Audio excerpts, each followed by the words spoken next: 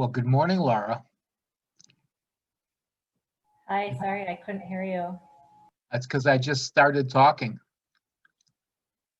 Got my Well, that's headphones pretty- figured out. That's pretty cool. You're the host and the co-host. Well, it's easier for me to wrangle on my iPad, but I can't do everything that I need to be able to do on the iPad. Ah, there we go. What's up, Mikey? Hi, Rita. So Rochester's taken over the Tribe Talk. Look at that. Got Paul here. Is he really? Oh, yeah.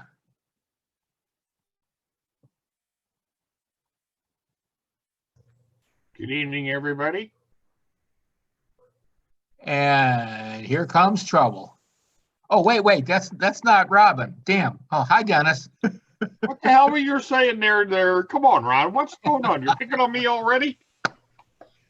Hey, I'm handicapped right now. I just started. What happened? Did Rita put you up to Laura? Yeah. Both of them. You're blaming Both both of them. them. And Okay. Carol. And Carol. Oh, and Carol, is she here already? Good. No, but you put me up to it. Oh, she did? Okay.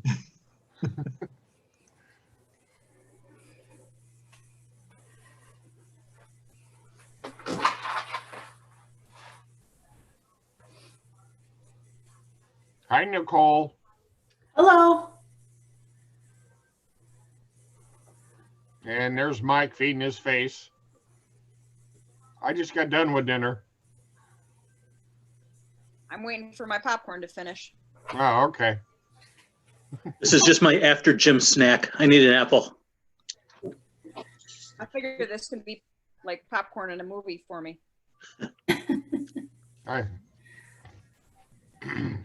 No video for me tonight because I'm cooking some Thai soup for my mom. Well, you could be having a cooking show for us. Oh, yeah, no, thank you.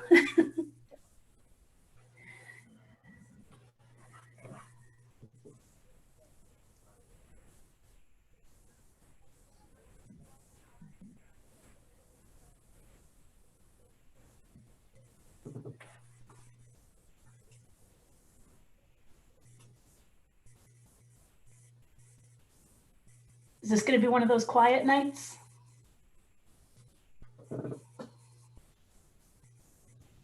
We need those too, don't we? Hi, everybody. It was just a question, not a judgment. Hello, Sarah. Hello, Nicole. How are you, Ron? I'm well, thank you. I'm fresh off of a 3-hour site administrators meeting. Oh, that sounds very long. Oh yeah, with MSF. What was that? Any sites in the country who wanted to be on it, or New York sites, or what? Yeah, just New York. Yeah, just there. Yeah, this was our annual site administrators meeting with MSF. Who led Was it- that meeting? That was so exciting. Who led the meeting? I'm sorry, what'd you say? Who was the leader of the meeting? I was the moderator. Go figure, huh? MSF put you in charge? No. The site administrators did.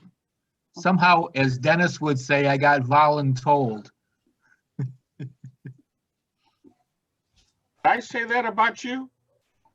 What? No, you didn't.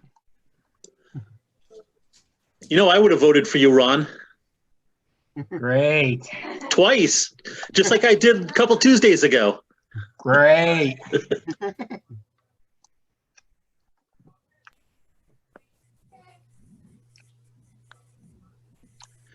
Did you learn anything of interest?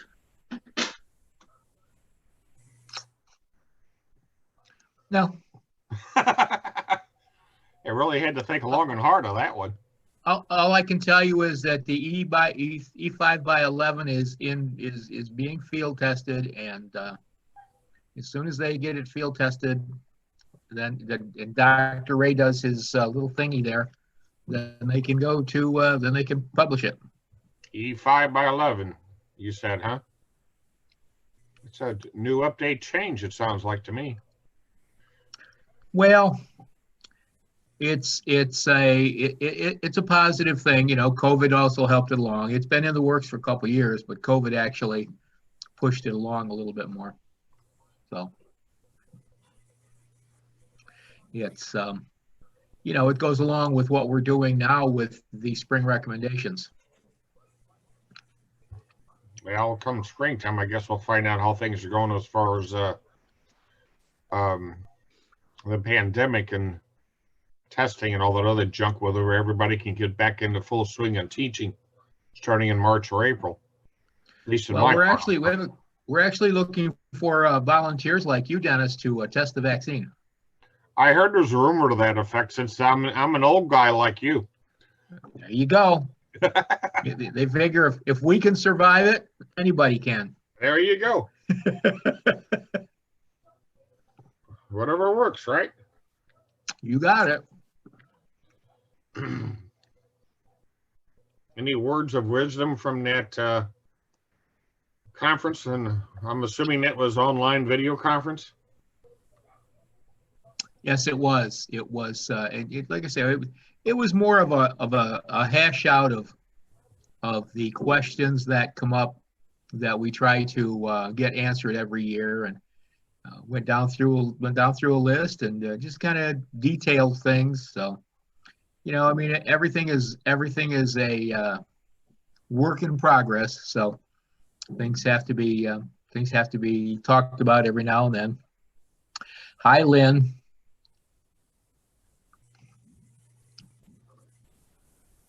Hi, Ron. Long time no see. Feel like I was on Zoom chats. That's right. That's right. I'm assuming that smart comment from Lynn was meant for a particular reason, right?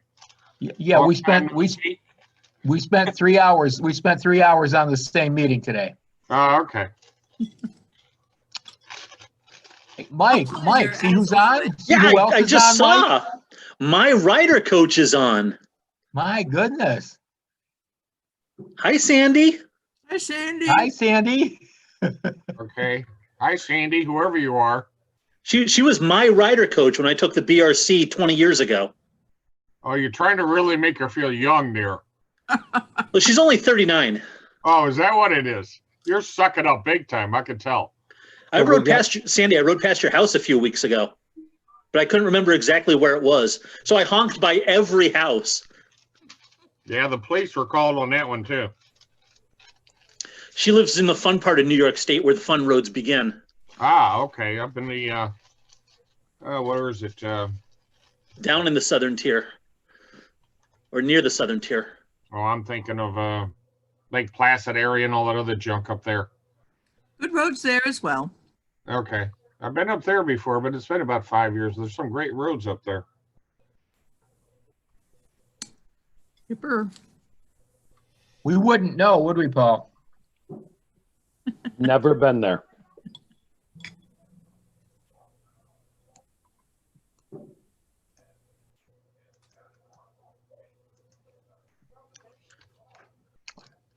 So, Laura, what do you have for us? I have the conch. You have the what? The conch, you know, like the speaking shell. Okay. She's going all Lord of the Flies on us. Talking stuff. I thought you said you had the comm like on Star Trek.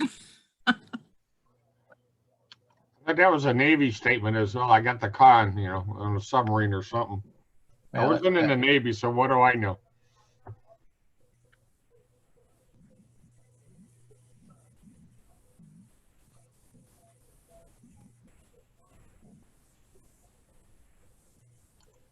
Okay, I don't know who Axe is, but hi, Axe. I don't know who he is either. Where's he at? He's got I'm video. actually up there. Steve. I'm a rider coach trainer out of Idaho. Good evening, everybody. Good evening. Well, good I'm evening. just using our business login, which is under my partner's name, Axe Maker. You set up in Idaho? Yeah, we're in Idaho, Boise area. Okay.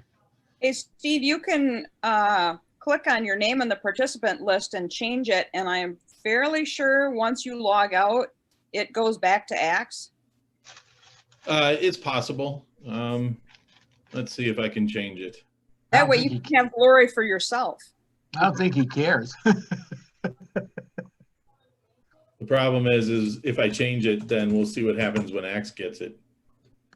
There we go. That's his problem. Yeah, you're going to send them the bill. Is that it? Sort of. We have one corporate account we use, and it makes it a lot easier for doing all the things we do. And it's just crazy money to have two corporate accounts. There's no need for it.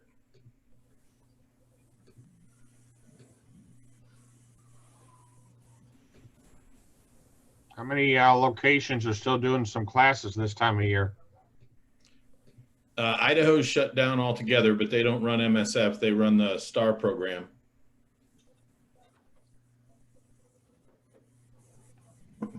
STAR program, is that related to V-Star or just the name of it? That's the name of the program here. That was originally for the shall we say, seasoned people. It was the Oregon program that then became a different program that then in Idaho became the STAR program. Steve, do you work with or know Dale Bell? No, I'm sorry, I don't know that name. Okay.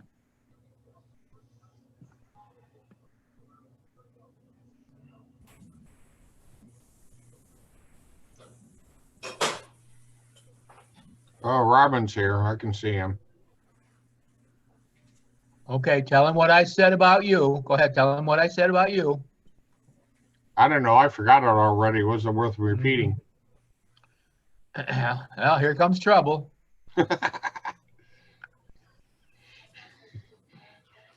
Yeah, he doesn't look like he's been drinking yet tonight. Dennis, Robin. I said it about Dennis, okay? What do you... Hey, I've been wounded lately. Remember, I'm recovering right now. You're not going to buy that, are you? No sympathy. That recovering thing, that's a different Zoom meeting, Dennis. Oh, is that what it is? Okay. Yeah, that's a different Zoom meeting. Yeah, I got my exercises I got to do 3 times a day. Yeah, me too. I was about to say I need to call human resources. What's up, Kelly? Well, there's my exercise right now that I'm doing that you can see. Flexion, extension. Ooh. All right, now I can get the camera back on right. Shit. Pardon my French. See what I mean? Kelly, it's Robin? nice to see you that you survived. Maybe you didn't know that there's been a steady record of people who have gone on rides with your riding partner today that someone crashes every ride. Who are you talking about, Rita? Kelly Howard. He's distracted.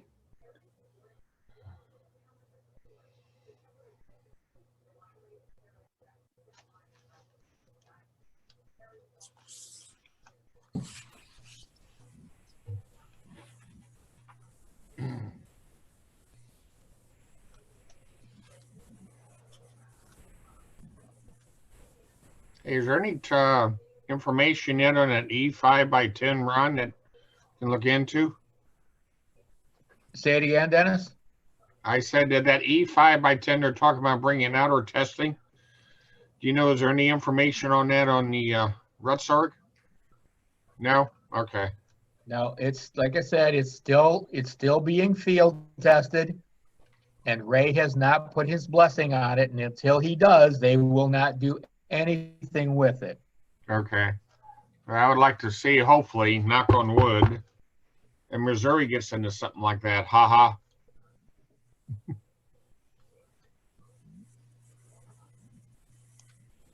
Dennis, do you guys use the E3 e-course? No, all we have is 5x10. Oh, okay. And I think part of that is because the Missouri requirements is only like 16 hours. And since I teach in Illinois as well, and they have the 5x5x10, if I remember that correctly. Maybe if Chris is on here, he can correct me if I'm wrong. But, we don't do level 2 in Missouri, which I wish the hell we would. But I like it all with what Illinois does. And like I said before, with its many of you, if I was on a trip somewhere, I'd be glad to teach other parts of the country if I could be able to do it. Which I'm going to go on a bike trip sometime next year. So we'll see what happens. Yourself saying, "Oh, wait a minute, which one am I doing today?" Yeah, well, that's true. I got to remember that one, Lynn, because I've had that issue when I go teach a class. And did I bring the full range cards or the compact range cards? Something. I've got to the point where I carry both of them with me all the time. I have had the experience of riding a demo and in the middle of it in my head going, what exercise am I riding? Yeah, I've done that too. Especially, way back in the RSS days where we had the different ovals. Well, now with me the last month or so, when I had the surgery on my hand, the other coaches I was teaching with, thankfully they did all the demos for me. I just read the range cards. So I told the one guy that I taught with last time, George, I says, I'm going to come next season, I'm going to do all the damn demos. So you guys are going to read the range cards. I know. So I can get back to doing that. Kelly, you're silent. Yeah, I'm talking to a person across the table here. Let me show you. Okay. Anybody we know? Okay. Oh, God, that guy. I need a drink on that one. You can come join us. Yeah, what are you at? Where are you at? Texas? Houston? I live in Houston. I'm up in Kerrville. Robin and I went motorcycle riding today. Ah, must be nice. It was gorgeous.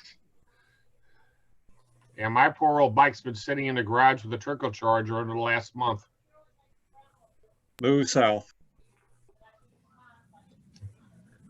I'm going to get back out sooner or later once my hand is strong enough where I can handle the clutch.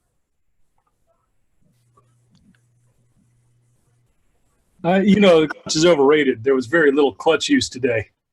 Well, depending on the bike you have, that is true, Robin. But remember, I got a 2012 Goldwing and I got a 5-speed. So I got to do some clutching there, fella. Well, Dennis, don't you have some spiders available to you that you could take out? Well, if I could talk to the general manager at the dealership to let me borrow one, that'd be a possibility. Then all I got to do is push a button. Borrow. What's that? Borrow. Borrow, yeah. Or maybe take one for a test ride for about 2 or 3 months. Haha. They just called the dealership, say you're 150 miles away and you're out of gas. What should I do? First of all, I got to be able to take the bike out from them. I don't know if they'll let me. They may want to try to charge me for it, even though I work for them. Can you say DCT? Yeah, DCT. Everybody knows what that is? I do. I do. Okay. And you haven't gone yet? You haven't converted? What's that? You haven't converted? No, I got to... Now it went out of my head already. Have another beer, have another drink, have another drink. Okay, thank you. I'll get back to you on that one in a minute, Ron. Actually, I'm drinking wine right now. I had a beer earlier when I went to the VFW. How would you get yourself an old Indian with a suicide shift? Ah, there we go. I haven't ridden one of them before that has a suicide shift, but I have ridden newer Indians within the last couple of years, and those are dynamite, man. Those are great. I'd like to test ride one. I stopped at the dealership last time I was out. They wouldn't let me test ride one.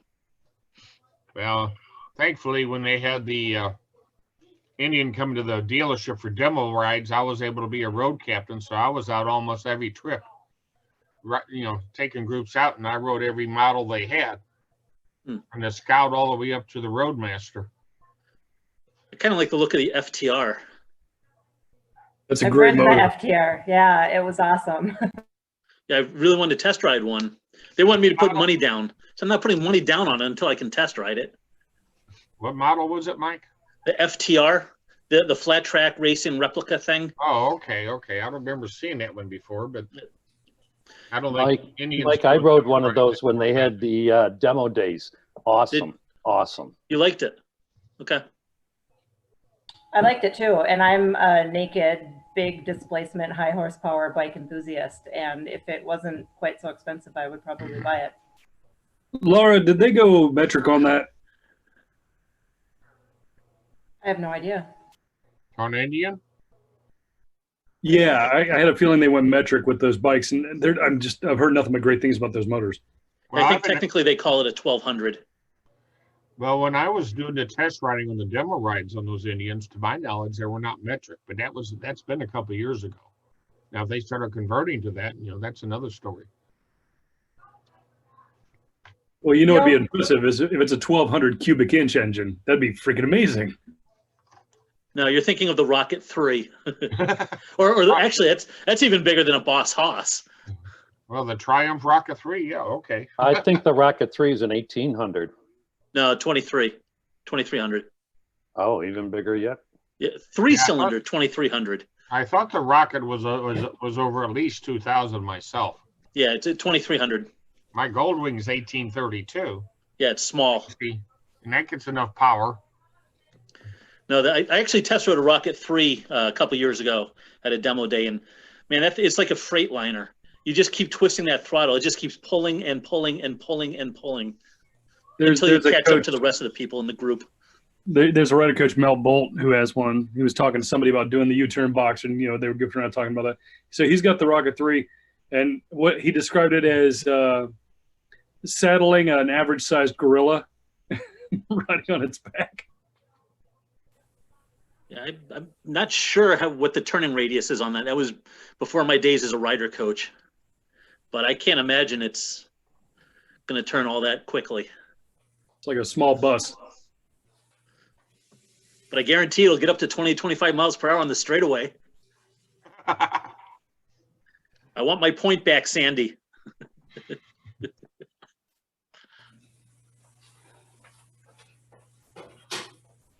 Well, that won't be bigger than the Boss Haas. You can get a Boss Haas with a 502 cubic inch big block. Actually, at one point they were offering it with a supercharged 610. Putting out something like 750 horsepower. Seems like it would be a good straight line bike. Yeah. Actually, I knew a guy that picked up a used 350, picked it up in the rain with bald tires, and that was the last time he rode it. The good news is they don't fall over very far. They're so big that when they go down, they don't fall far, because you're going to need 3 or 4 people to pick it up, because I think the larger ones weigh upwards of 1,200 pounds. They are not small bikes. Otherwise known as a pregnant rhinoceros. That sounds like almost as much fun as trying to pick up a Goldwing off its side. I think Goldwings had little things that they lift themselves up when you press the button. No, you're thinking of BMW. No, BMW just call the 800 number and they come pick it up for you. Oh, is that it? Okay. I'm pretty sure. Come on now, guys. If little 5'4" me can pick up a GS 1200, then nobody can complain about anything. Oh, that's right. Laura's got a BMW, huh? Was it GS 1200? You can't flat foot that, can you? So that bike comes in a low suspension model, which mine is, and then there's basically any number of variants of seat height that you can make it. So right now I have what's called a rally seat, which is a one-piece seat on mine. And so it's pretty tall. I can tiptoe it, and it could get lower. But the thing with me is I've never been able to flat foot any motorcycle, ever. So if I can get half a foot down, I'm doing good. Laura, if I may ask, what are you, about a 5'3" and something? I'm 5'4", exactly. Okay. I was going to ask how many paces for 20 feet, but. So that's the interesting thing about the Indian FTR is that it's super, super tall, like really tall, I think even for tall people. And we get a lot of Polaris people in class here just because that were where Polaris is. And so one of the guys that I had in BRC2 this season told me that the new model is going to be lower, I think, just because it's really tall. Yeah. That's never been an issue for me. I put my seat in the higher setting on my KTM 1190. I've actually had people sit on the seat and not be able to reach the foot pegs. How tall are you, Mike? About 6'2"-ish. Okay. I might be able to handle that one. I'm 6 foot. If I had my riding boots on, I probably could, but we'll see. I've ridden that KTM, Mike, and it was like one of those ones where I have to do like a one-legged start with my leg over the seat and then like pray and hope that I can stop and do the butt shift to like get one foot down before I tip over. I decided they're made for giant German men. Years ago, I worked with Lori, who was about 5'4", and Kenny, who was 6'6". And our boss had an old R100 RT, and Lori, of course, couldn't ride it because she couldn't reach the ground, but she really wanted to ride it because we all spoke so highly of it. So one day we were out at Floyd Bennett Field, which is just a big old airport that's not used anymore. And Lori got to ride the RT. Kenny rode as the passenger, and every time they stopped, he'd put his feet down, and she got to blast around on that for a little while. So she was very happy. Wait, the passenger held the bike up at a stop? Well, that's where the rider gets exceptionally tall. So she couldn't reach the ground, but they'd stop and he'd throw a foot down. It was on the closed course of the airport just to try it out. Huh. The thing about being a short person and not ever wanting to just be limited to short bikes is that like once you learn that the bike has a balance point, then that works on any bike, right? So like it doesn't matter what bike it is. If it's going, you know, a certain number of degrees past center, it's probably tipping over no matter what, whether you're 6'1" or 5'4". So you just get really good at always making sure that the bike's at the balance point when you stop and works for everything.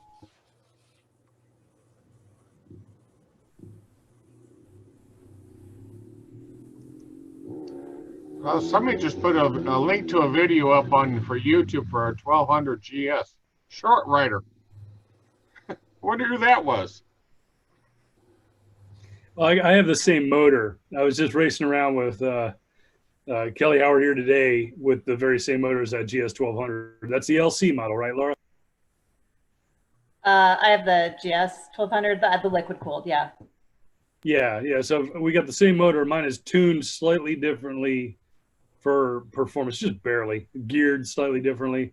But I do like the motor. I never, okay, watch your mouth, Robin. I never thought about getting the BMW tattoo in any particularly private place, but I do like this bike. This is the one and only BMW I'm ever going to own. That's it. After that, I'll go back to something else. I was not into it at all. Like not at all. I didn't want that bike. It showed up and I was like, well, I'm going to try not to be an asshole. I'm going to ride it and then I'll sell it and get something smaller. And I rode it probably 2 or 3 times and it's like a tractor. The power delivery was so weird to me. I mean, I'm used to big twins, but just like, I don't know, the Boxer is just a whole different thing. And I rode it a couple times and it turned out I really like it. And now I really, really like it. I don't think that I would ever be without one. You got to get used to pulling away from a stoplight and doing a full circle to the right before you take off to a straight line. A little bit of power, huh? No, not compared to what I'm used to, but it's not bad. It's basically a 180-degree opposed engine they've been making since 1915. They've been making it since 1915. So, that motor's been tried and true, but it's always had one awkward truth about it. And when you look down, there are 2 cylinders pointed outward, and one of them is in front of the other. And as a result, every time you take off, you get drugged to the right. Well, my right. From your perspective, that would appear to be the left, but it's actually right because I'm first-person view. Thank you for listening. I know they do funky stuff if you twist the throttle, at a stop in neutral, but I never realized that they lean as you pull away from a stop. I never noticed that. They're a balanced bike. They're still balanced. I mean, like mine is pretty balanced. It's that one truth though. So it's like any inline V where the V is slightly, see how my hand's separated? You have to do that. Otherwise you can't crank. And as a result, well, one, your and other regions are hot because you got an inline V and that's your fault. You shouldn't have done that. Why'd you do that?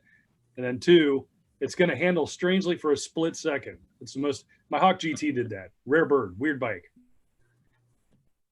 Interesting. Laura, I've got to ask you, were you able to test ride that bike before you bought it? Was it already lowered, or did you buy it without riding it? So it comes as a factory low version. That's just a thing that BMW does with that bike, which I never actually knew until Dave Tolbert is the one who told me that. And then I kind of forgot about it. And so anyway, there's a long story to why I have a GS 1200 and how I like it. But the gist of it is no, it basically just showed up and I rode it and I didn't think I was going to like it. And I'm not a brand BMW person at all. Like what Robin said, I would never, I've never wanted to get a BMW tattoo. But it turns out it just really does a lot of things good. And it's actually really fun to ride off-road. Yeah, So no, I did not test ride it first. I want to try to ride a BMW, but I can't find one that's low. Oh, there's tons of them out there. Just, I don't know if maybe Robin knows if the other BMW 1200 motor models come in a low suspension, but the GS 1200s, there's tons of low ones out there, tons and tons. So if you found a dealer. Maybe now that I'm in Chicago, it'll be easier to find. Yeah, otherwise, if you're looking for a used one and you looked on Cycle Trader or Craigslist, they're almost always listed as that because that's definitely one of the big things that people either don't do or don't want. So it's pretty easy to find the ones that are factory low, or you could just buy a new one factory low. Well, Rita, you have the K1600, the lower, it's like the bagger version of that? I have the touring bike, but I have long legs, so I can get away with riding just about anything. And when I started riding when I was 6, my dad bought whatever dirt bike he could find at garage sales and so forth. And there were times when I had dirt bikes that I would start out leaning against the house, and if I wiped out in the cornfield, I would have to push it over to a fence post or a tree to get back on. Yep, that resembles my same experience. If you fall down, you're going to have to figure it out because you're not getting even part of a leg over it. Yeah, so for me, it doesn't really bother me too much if I can only touch one toe on one side, like Lara said. You're just really careful about making sure that you're balanced well when you stop if you have a taller motorcycle. And my theory, and I have no proof behind this, but I share it with students who are shorter and feel a little nervous about not being able to flat foot. My theory is that when you're a new rider, no matter how tall or short you are, you're very hyper vigilant about, especially if they've taken our class, about searching your surface characteristics and making sure you can put your feet down on a solid surface. If you can flat foot, eventually you stop. Look, you end up stopping somewhere, putting your foot. My husband just told me he put his foot on a slippery drainage grate and fell over with his Goldwing because he was being lazy and wasn't looking, because he can normally flat foot. But if you can only touch tiptoes, you tend to not get lazy about searching your surface characteristics, because it's much more critical to make sure there's no gravel or potholes or anything that's going to trip you up. So you're less likely to fall over because you've gotten sloppy about your searching. Totally my theory, but I like it. It works for me.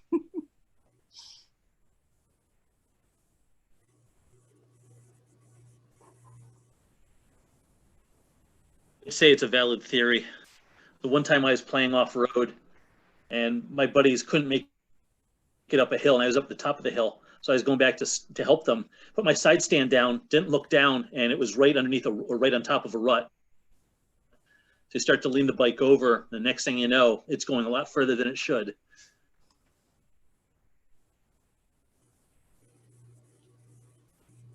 That whole, like what Rita's talking about, making sure that you're vigilant about what your surface conditions are, and then being able to stop in sketchy situations and keep the bike at the balance point has really benefited me a great deal riding off road, because I already had that skill. And then when I started riding that big giant bike off road, it was like, oh, well, this seems normal to me. That's no big deal. So, but what you should, I forgot what I was going to say. Sorry. When I have students that just reach, we have this discussion that, you know, we want everybody to stop, you know, with their eyes up and their bars squared, but because you just reach, you really need to stop with your eyes up and your bars squared. And you know, I make a point of calling that out specifically to them, because I said, you don't have the leeway and you're not going to be able to hold it up. And usually they do pretty good. I have to say, no big drama, usually, not good. Yeah, I think it gives them better incentive to be better riders and improve their skills because it's more critical to them. Well, and I always just try to say that to students anyway, because I feel like there are so many people who come to a BRC who are not tall and think the only bikes they're ever going to be able to ride are a cruiser. And that's fine if that's their thing, but I want them to understand that that doesn't have to be that way. And you know, here I am having ridden my whole life and never been able to get more than like half a foot down on any bike I've ever owned. And, you know, it works out. So I always say what you just said, Lynn, you know, you just gotta be extra vigilant and it'll work out.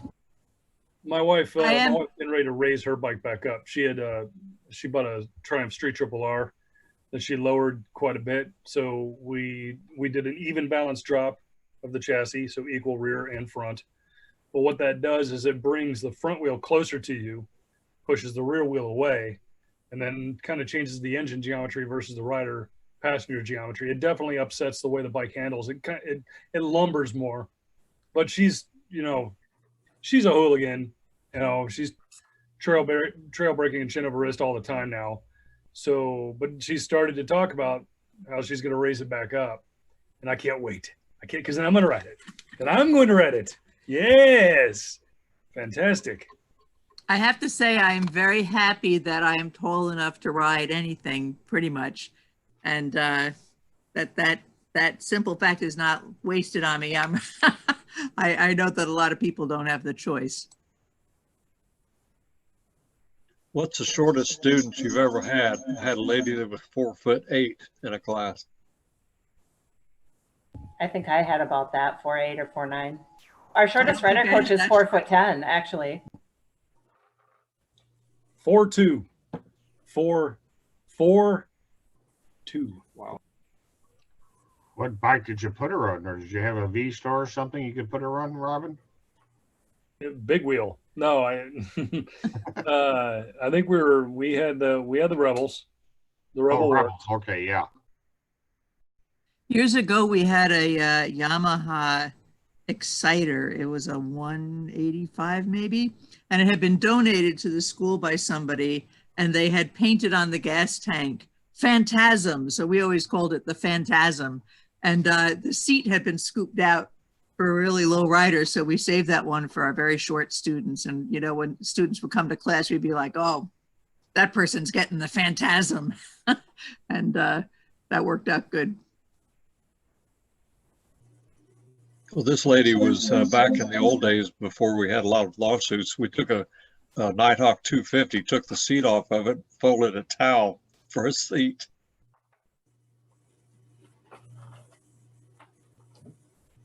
Yeah, how comfortable was that for her? She really wanted to take the class and struggled through it, and was determined to do anything. She passed. More power to her. I'll say.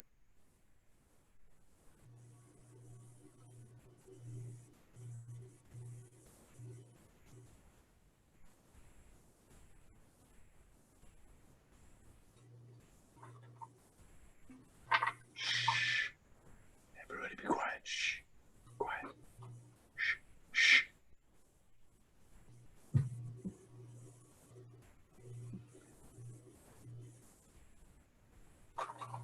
Hey, I have a question for y'all that I've been pondering.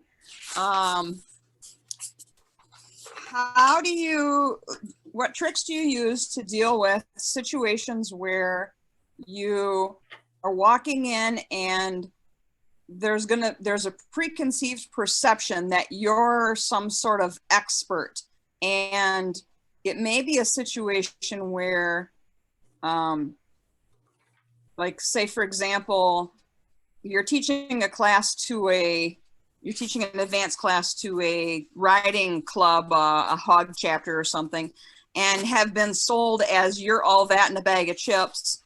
And sometimes some students get an attitude that, well, who do you think you are that you think you know everything? And how do you deal with walking into situations like that to make sure that you can be as effective as possible? I usually say that I learned to ride last week and I upset the instructor so bad that they dropped their cards. So I just picked them up and went from there. We'll see how this goes. Good luck, everybody. This isn't me directly, but we had a bunch of ranges at one location years ago. And that short coach that I was describing before was teaching an ERC.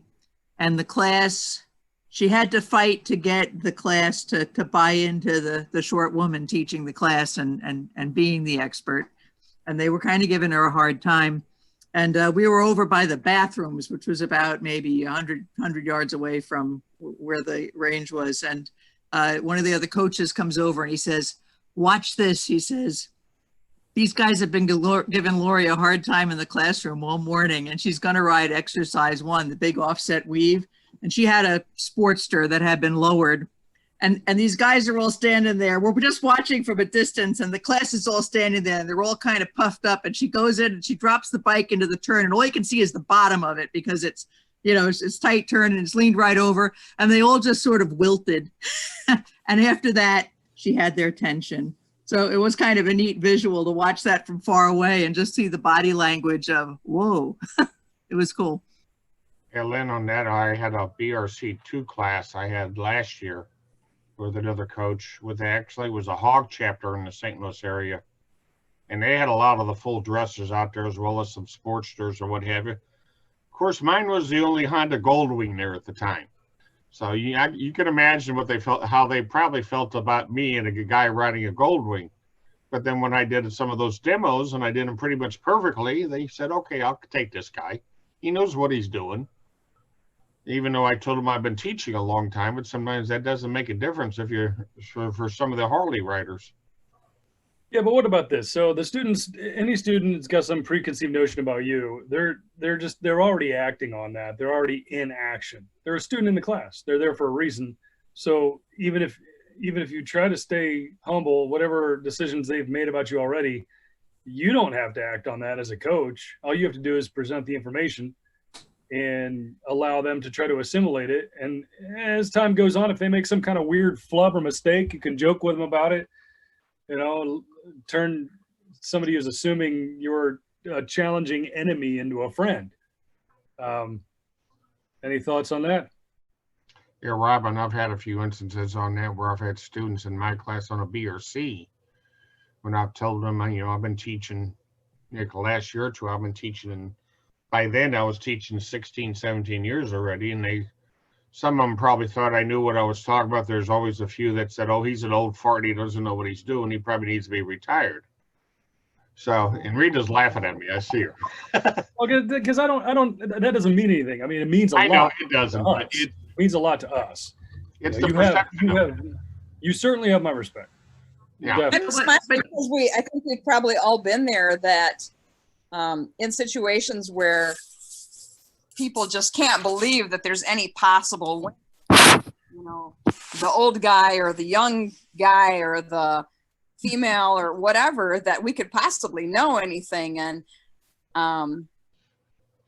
conversely, I mean, Mark Weiss said something a couple weeks ago about, yeah, some of us may be RCTs, but I bet all of us as RCTs spend much more time teaching new students than we do doing RCT work.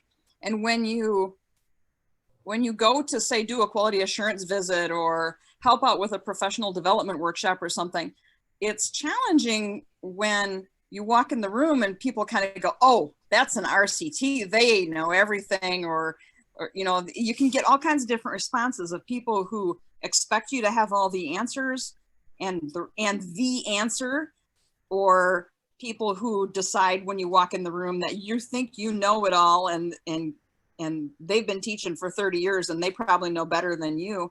And it's challenging to say, hey, I'm a rider coach. I happen to have a little more opportunity to have some training. I want to learn from you. I hope you can learn something from me, and to try to break down those barriers so you can have a productive meeting. I think you need to acknowledge the skill and knowledge and experience that's in the room, and draw on that, you know, so that it's not your show, you know. I say to students exactly what you just said, Rita, that it's my honor to be there with them, and I learn something every time I teach a class. Just sometimes because people ask great questions, or people bring things up that I hadn't thought about before, or because I absolutely don't know everything. And if you're in front of students and they have an attitude, or, you know, you think you're going into a situation where people have an attitude of, you know, this person doesn't know anything, or this person thinks they know everything and they don't know as much as me, you're never gonna get anywhere fighting fire with fire, right? So humility, I think, is always the key to that situation. And I think that's something that we talk about here all the time, that is really an effective strategy.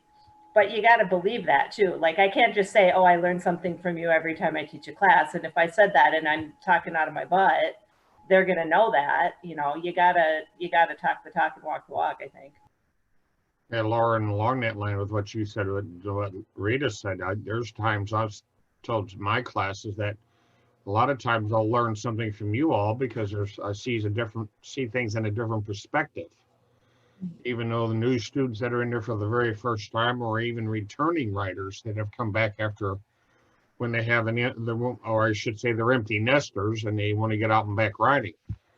And you can learn something from everybody at times. You're never too old to learn something.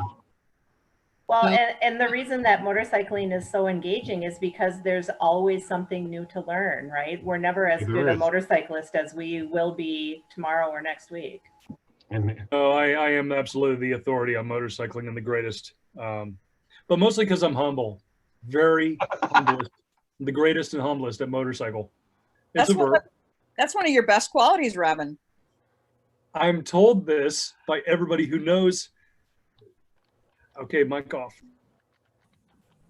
So my favorite thing to say when somebody asks me a question is, hey, do you know this? And I'm like, well, if I don't, Google does, you know, and it kind of breaks up the, you know, that kind of thing. I know something that I come up against, well, not up against, I don't even, the way I get around this is because I'm not, like I said, I don't know. I would love to know everybody's story on here, their riding stories. There's always that question of the intro question of, you know, what's your riding experience, right? And so I love it when I get that question of, how long have you been riding? And I'll say, oh, I'm so glad you asked that question, because you just asked the wrong question. Let me teach you the right question to ask people. The correct question is, how many miles do you have under your butt? And it's my way of getting around going, oh yeah, I've only been riding for 3 years, but you know, the 30,000 miles I've put under my butt, you know, makes a big difference, because even though I've only been doing it for so many years, which I never actually say that to anybody, I always bring it back to experience, practice. If you're on the bike and you're in the seat, you're putting yourself in situations that people that have had their motorcycle sitting in their garage since 1975 and only have 3,000 miles on it, you know, because, you know, those are the experts, right? Because they've been riding since they were 15 years old. But that's my way of getting around that question, because I mean, even I get that a lot, you know, walk in and they'll be like, hey, and I'll be like, hey, I'm Belinda. And they're like, oh yeah, I wonder how this class is going to go. And I'm like, well, that's up to you, because I'm your rider coach today. And then they'll go, okay. And you get that look, you know, I get that look sometimes, But yeah, that's always my way around that question is, you know, and then of course, because if you share that, if I share that experience, a lot of them will go into that mindset, especially somebody that's been riding a long time. So, but yep, that's how it is. Well, the intro, our intro can, I did a quality assurance visit a couple of years ago with a guy I know really well. And he went for like 6 minutes. He's owned 14 motorcycles. He's road raced. He's traveled in like 5 different countries. And I was intimidated by the time he got done with it. And so my introduction is simply, with how long you've been riding. I started riding last century.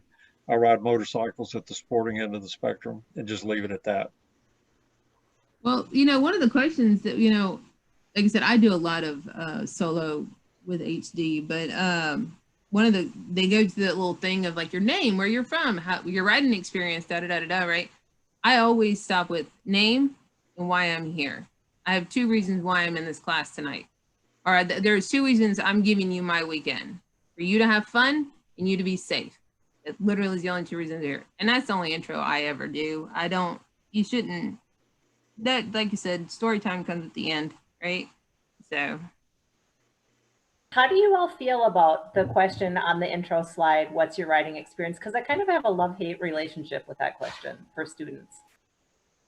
You know, I asked the question because I'm curious to know, you know, if they've been on a bike or not been on a bike. And of course, sometimes their version of their experience isn't reality, but you know, it's good to have his background. But then when all the introductions are done, I like to call out, well, if you're coming here with 0 experience, guess what? We're starting from scratch.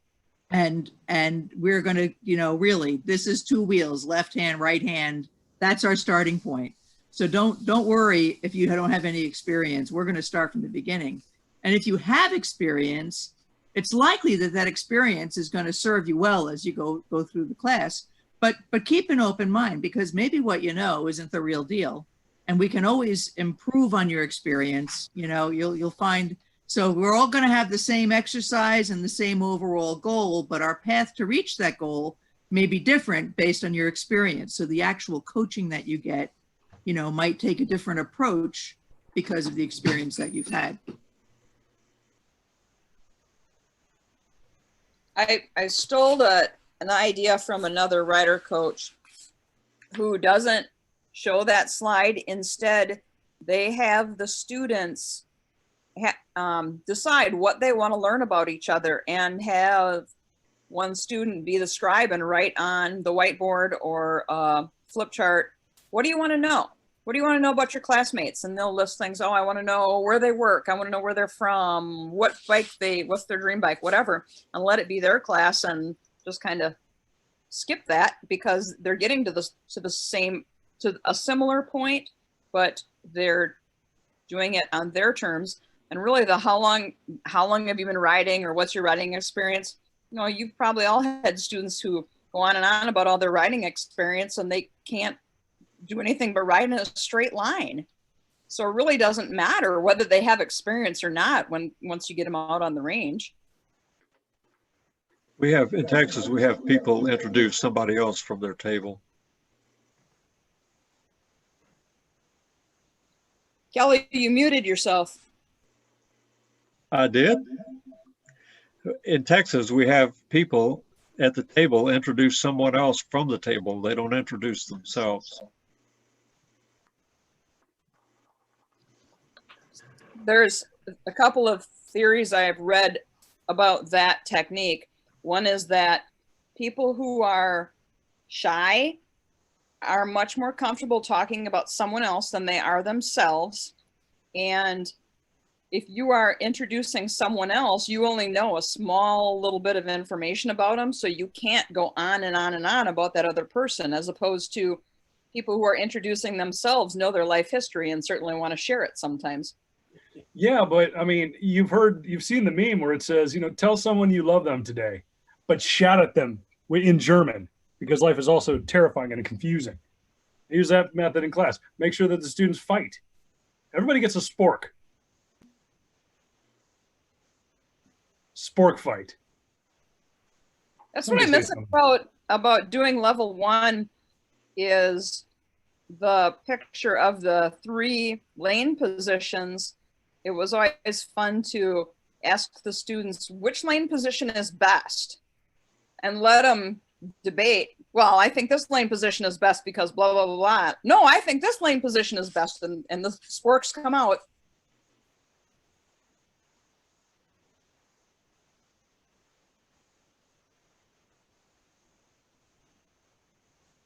Well, at any rate, to backtrack, are you saying that the coaches should assign specific questions that the students should ask of one another and then introduce the person to the rest of the class based on those specific questions? What I have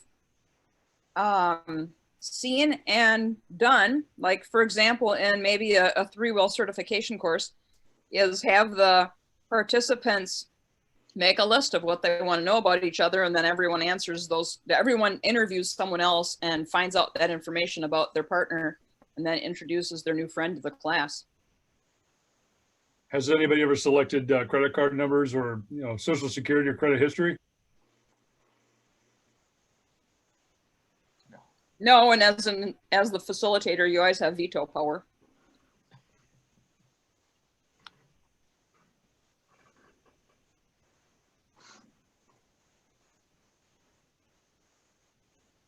And I like that method because I don't like the question, what's your riding experience?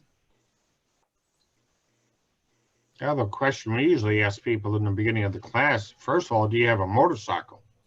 If they say no, why do you need to even ask the question, do you have any riding experience? Most of the time they've never have. Some may say, yeah, I used to ride when I was a kid in dirt bikes behind the house in the woods. But there's a big difference between riding in dirt bikes in the woods behind the house versus riding on the street. So Dennis, I'll kind of give you the other side of that coin. I like asking that question. I like that question because it gives me an insight into where they are mentally also. Yeah.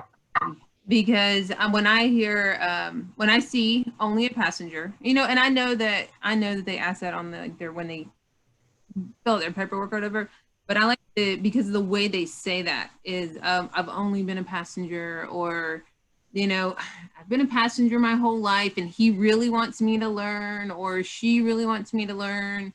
That kind of gives me an insight into where they are motivationally wise. And so I like it because I do. And then also like safety, like where they are safety minded, because people that have been riding as passengers a long time are super safety minded. And that is really what because they've learned to tap and point and like, hey, and so they've learned to do this so much, and trying to get them to sit in the front is hard. But yeah, that's why I like to know what their experience is. And then also I want to know if they are dirt bikers, because Street 500 doesn't ride like a dirt biker, and those are the ones I'm going to be like, and I make jokes about that and stuff. So yeah, so I like the question just shortly so I can get where they are mentally. Yeah, Belinda, along that same line with what you just said about passengers coming in to take the class, I've had several women come into the class past year, and I'm sure you've had them too. They basically said they got tired of riding bitch and they wanted to learn how to ride themselves, and they ended up being darn good riders, especially when their husband or spouse came in to take the class with them that was the rider, and they did better in the class than he did. And he had been riding for 20, 30 years. And he learned from his mistakes, which is one of the things I love about teaching. When I can teach riders who have been riding for a long time, they learned a few things they had to correct with their riding habits. And the same thing with the women that come out, they would see what their significant other was doing or shouldn't be doing, and they corrected that on their own riding abilities.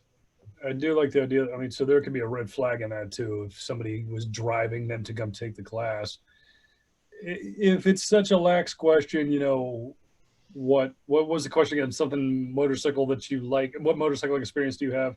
You could just as easily ask, what was your motivation to be here today?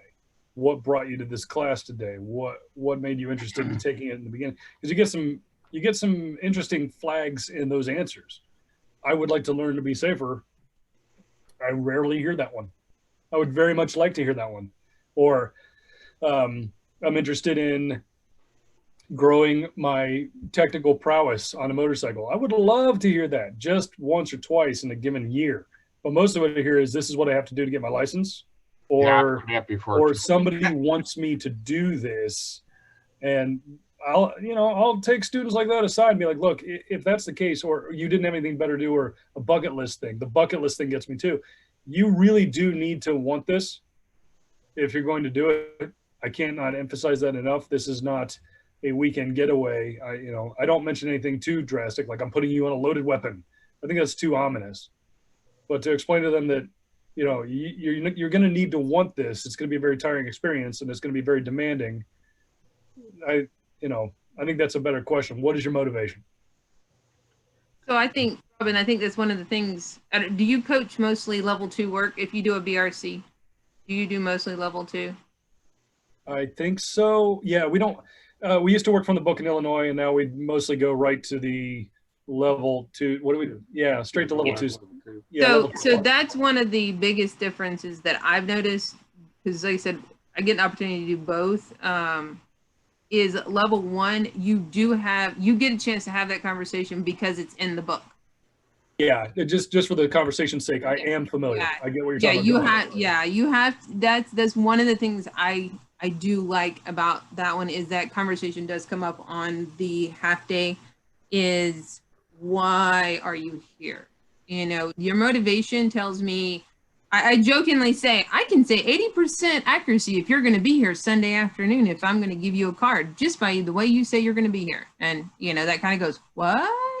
But yeah, I think that's the biggest difference that I've noticed, getting an opportunity to do both, which I love being able to go back and forth, is that question. And that conversation is part of the level 1 conversation of why are you in this class? And it always makes a big difference.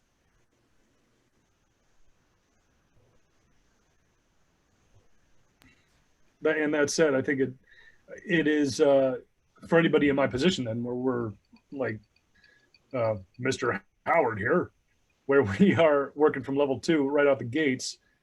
Maybe that's a good question for us to make use of in place of that one, because it inserts itself and brings all that to light right out the gates.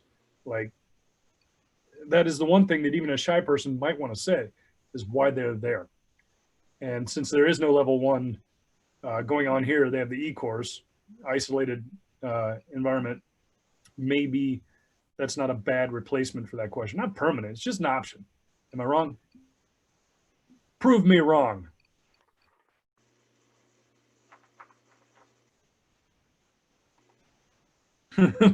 Mike on. That's it. I like the students say, I'm here because the judge said I had to take this class. I've had 2 of those. One of them last summer, he went into details. The first one I had didn't go into details, but the second one said that he led police on a several county chase. He ended up with 22 tickets. He showed me a picture of all 22 of them. And he shared it with the class also. And I asked him how much that cost him. He said it's so far a little over $10,000. Did he learn his lesson though? Yeah, he said he did. Of course, I guess one of the reasons he was there because the judge told him to, right? That's what you said. 22 tickets out of one incident. Yeah. He's damn lucky he wasn't still in jail. He may have been, for all I know. I mean, honestly, he could have been.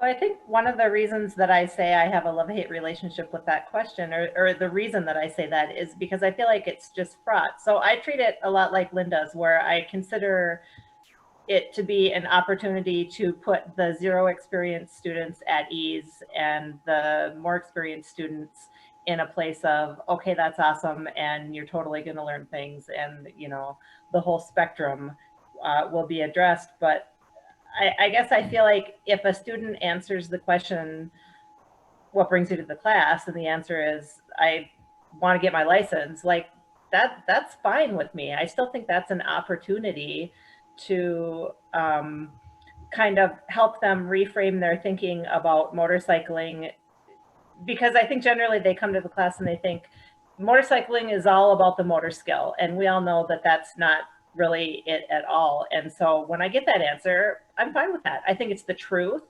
and I would much rather have somebody tell the truth than blow smoke.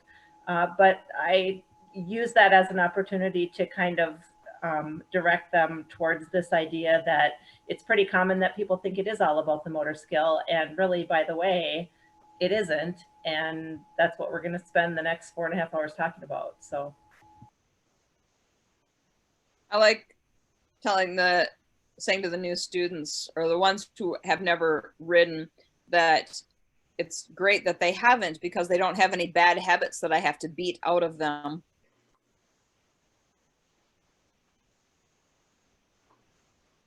I've had a few of those too. That I also had in that same class where I've had a returning rider or a rider that's been riding for a lot of years. He came and took the class with his son, and he says, I know everything there's to know about riding. But then after the class, he comes up to me and says, thank you, I learned a few things from this class and got rid of some bad habits. How many of you in here have seen that happen before? We've had that. And that's one of the things that makes my day when I teach class. I've had a guy that's been riding 30, 40 years that he realized he was making some mistakes. He's lucky he hadn't had a crash yet. Okay, let's think about this. When the males come into your class, they come in with an attitude of, I'm here, what do you think you can teach me? When the females or ladies come into your class, they come in with an attitude of, I'm here, please teach me. Okay? Prove me wrong, Robin. Wait. So from that point on, you know where you're going to be spending your coaching moments. Well, right. It sounds like to me you gotta maybe hopefully find a good middle of the road area for the guys that come in and say, whatever it was you said along that line, and the women that said, teach me. The men said, I already know everything. Just like I said before, you get the returning rider, and they learn down the road, oh, I learned a few things from this class. And that's where they correct those bad habits. So that's where you start with your observation as they go out and start doing the exercises.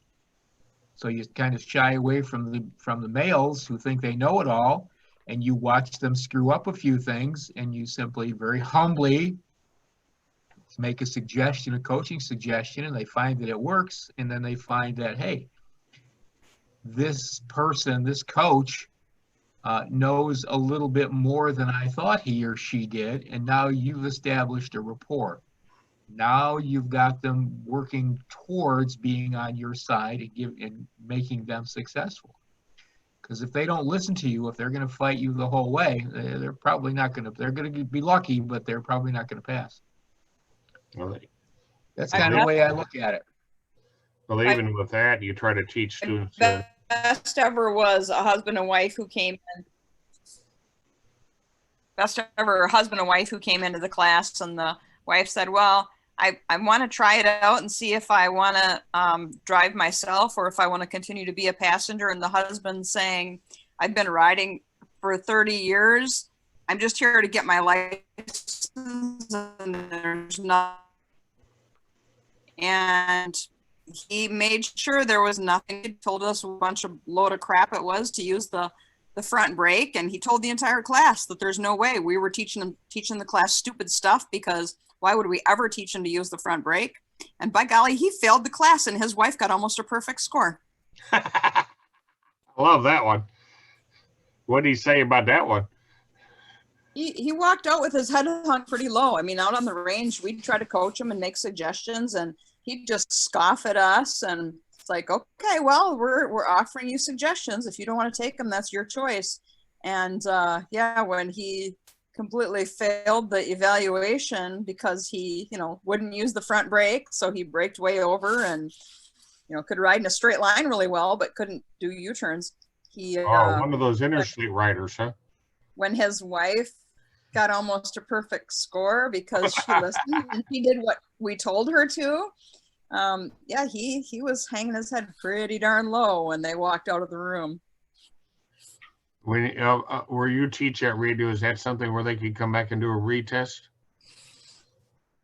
That was in Illinois before Harper College when Northern Illinois University ran that section of the state. So they can take the class for free. So they just have to take the whole thing over again. Yeah, Illinois, it's free anyway. So yeah, he could just pay another 20 and come back if he wanted to. So that brings up a good question then. You guys that are out there that have your states have the grants and, that kind of thing, your class fill up in like 5 minutes when they open up registration and you get 1,000 riders signed up because it's a free class. Do you see a difference in your free and your paid classes? I'm going to take this one. Absolutely. Absolutely. So if there's any one thing that I learned I'm extremely grateful for from both Jason Herheim there and Kelly down here and Total Rider here in Texas, it's that when they pay, we are customer service right out of the gates. There's no state authority and I'm here to make sure you can do this and you better be good at it and I'll explain the information. It's really, there's a lot of insisting that you want to make sure they're satisfied with their purchase. And I think that would translate very well over to even a state-funded program. I think it would really translate well. More people will be obliged to sign up if we identify the money we're getting paid in Illinois as money coming from the students, not just the $20 return fee that they get back for having done it. I definitely see a difference in the students. The students who are it's a free class, they just sort of throw into it and half of them don't show up. And when they get there, failure is a much more open option, but then they're upset at us for having dedicated so much time, or there are little bizarre nuances for why they are upset for perhaps not passing or why they don't take it seriously while they're doing it. You get a lot more of the bucket list, get a lot more of the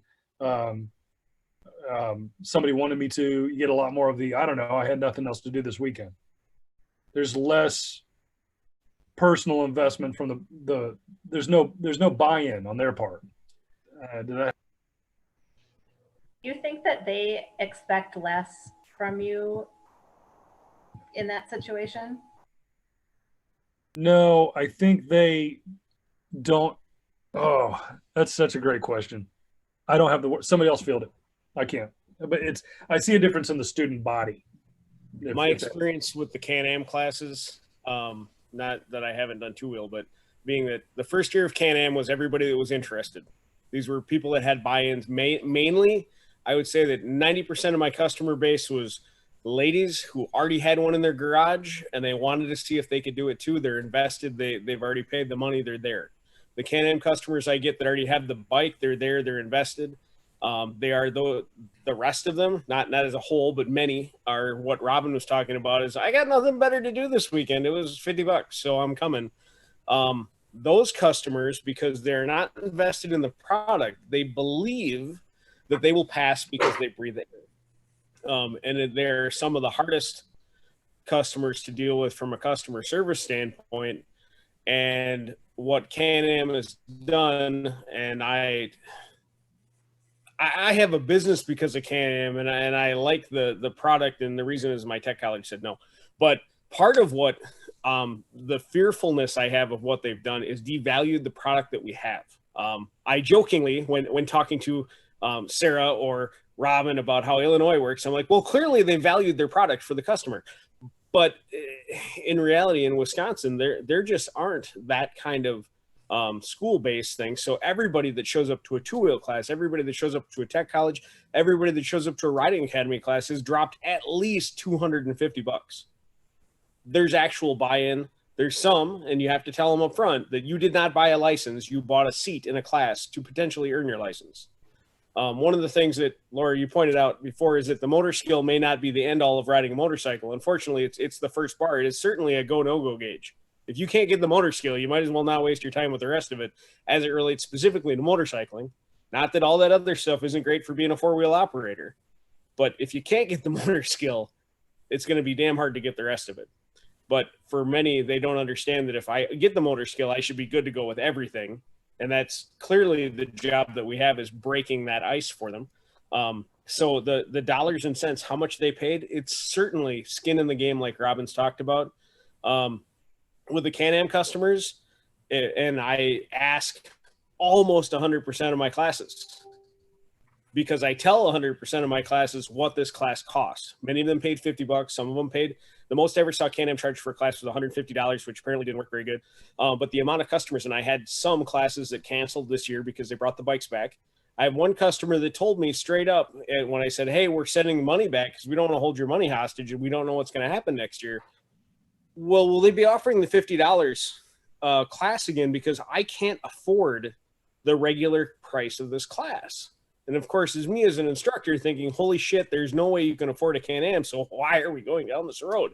But I had to send her an email back and explain to her that, hey, you need to understand the regular price of this class is $450. Can-Am is sucking up the entire rest of that. And in her case, full price right now has been $99.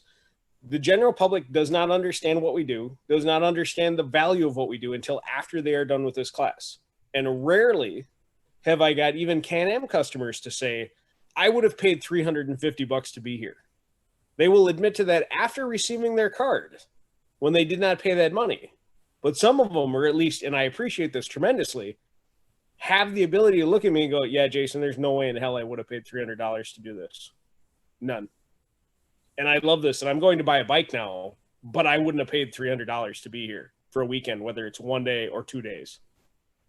Customers, Jason, I think you make, sorry, Jason, I think you make a great point.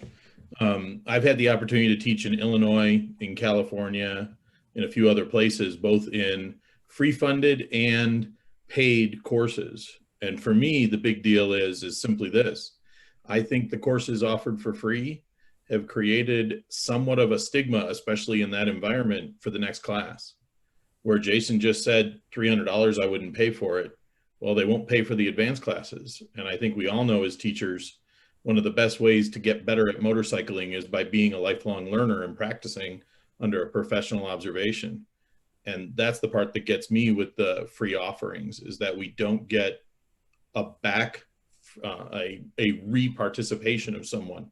Once they take the basic class, they've finished and they're on their way to riding without anything else. Nicole, do you have any? Go ahead, Laura. Nicole, do you have any statistics about returning rider courses in Illinois right now? I don't have any statistics, but I will say that most of the advanced classes we offer that actually run, that have enough participants show up to run, are because groups have signed up. The average advanced rider course where it's just open for public enrollment, a lot of those don't run because people don't show up. Don't show up. They don't even register, do they, Nicole? Oh yeah, we don't have a problem with registration. At least we haven't recently. And that gets a lot. The $20, what's $20? And I still feel like, I guess I bypassed the question to say that once they're in the room, I don't care. I'm going to treat them as customers. I might explain to them what it could cost elsewhere, whether we're supposed to do that or not. I'll leave that on me. That's on my shoulders. I will bypass that question, just go right to the customer service portion of it and make sure they know that I'm not, I can't ride the bike for them. That also got me thinking that I'm still working on it. I still think I want to get some programming done once I have enough time to create a fly trap system where if people are legitimately interested in taking something like, oh, I don't know, an ARC, but they can't commit to it or make any sense of their own schedule to get the numbers right, where it collects the interest and then creates sort of a process by which a date is created based on all the mutual interest, and then ARCs are scheduled on that platform. But that's a sidebar. Do you all upsell your returning rider classes at the end of a BRC or during a BRC? Absolutely. Absolutely. So we don't, we had a hard time. We have a hard time, from what I understand, that here in Alabama, it's a little, we can't get those classes filled, kind of like Nicole said, I think. Well, we don't, like Ron said, we really don't even have registration unless there's a group that's really pushing and those kind of things. Like when I wanted to take it myself, they were like, they don't fill. We put them out there and they don't fill. And I'm like, well, I want to take this and we're going to fill this. And I mean, I literally was like dragging people and being like, you're taking the class with me, you're taking the class with me. It's this much, and I one of the ways that I try to, when we talk about it in our BRC classes is, first off, I explain how much fun I had. The classes are just so much fun. You get to hang out for an entire day with other riders and you get to play around on your own motorcycle and do these kind of fun things that we're doing. You play it up, I play it up that way. And then of course, I'm like, and you get a $20 discount. So instead of $80, it's only $60 compared to what you just paid for this whole weekend. That's a pretty good deal, right? And, and so we, and I kind of play it up as like, if you take it within the next 2 years, you get that discount. So what you do is you take this class and then you take this class and keep getting a discount each time. And, just kind of that gets into like if you're upselling MSF only. I don't upsell just MSF curriculum. I will not. I'll only upsell continued learning. I'll describe the curriculum as these are some other prospective options that you can find through an MSF platform. But to promote the idea of simply line casting, fishing for the next opportune date in a given month to learn anything new, to not stagnate, that I feel is like the only bed we have to stand on that says like, oh, by the way, I'd also like to tell you about an ARC or an IRC or whatever it is. It's MSF bike bonding, any of it. To say, make sure that you have decided on an opportunity to learn something new in the next month so that you continue to develop. That's about all I have to offer for it, whether it's a different curriculum or not. Or if it's not even it doesn't matter to them. They don't know whether it's an MSF curriculum class or something else. They have no idea as a student. Laura, we were, the last year I ran a school, which was 19, we ran 800 basic students, just under that, through it. Of the 800 students, only 48 came back to take an advanced class, and every one of them was offered a 30% discount on an advanced class. We had both advanced classes at Willow Springs Raceway, which was 20 minutes from our location, and we had advanced classes on the property, including the CRC. And no matter what we tried to sell, from a Street Masters course, which ran a street training course on a racetrack, to a race course where we ran a track day, to a CRC, almost all of our customers were new customers or different customers than the licensing course. No matter how much we upsold, we didn't get anything really. It was minuscule in comparison. And that's my biggest thing that I'm looking to try to figure out going into 2021 is how we get a lot more participation in advanced classes.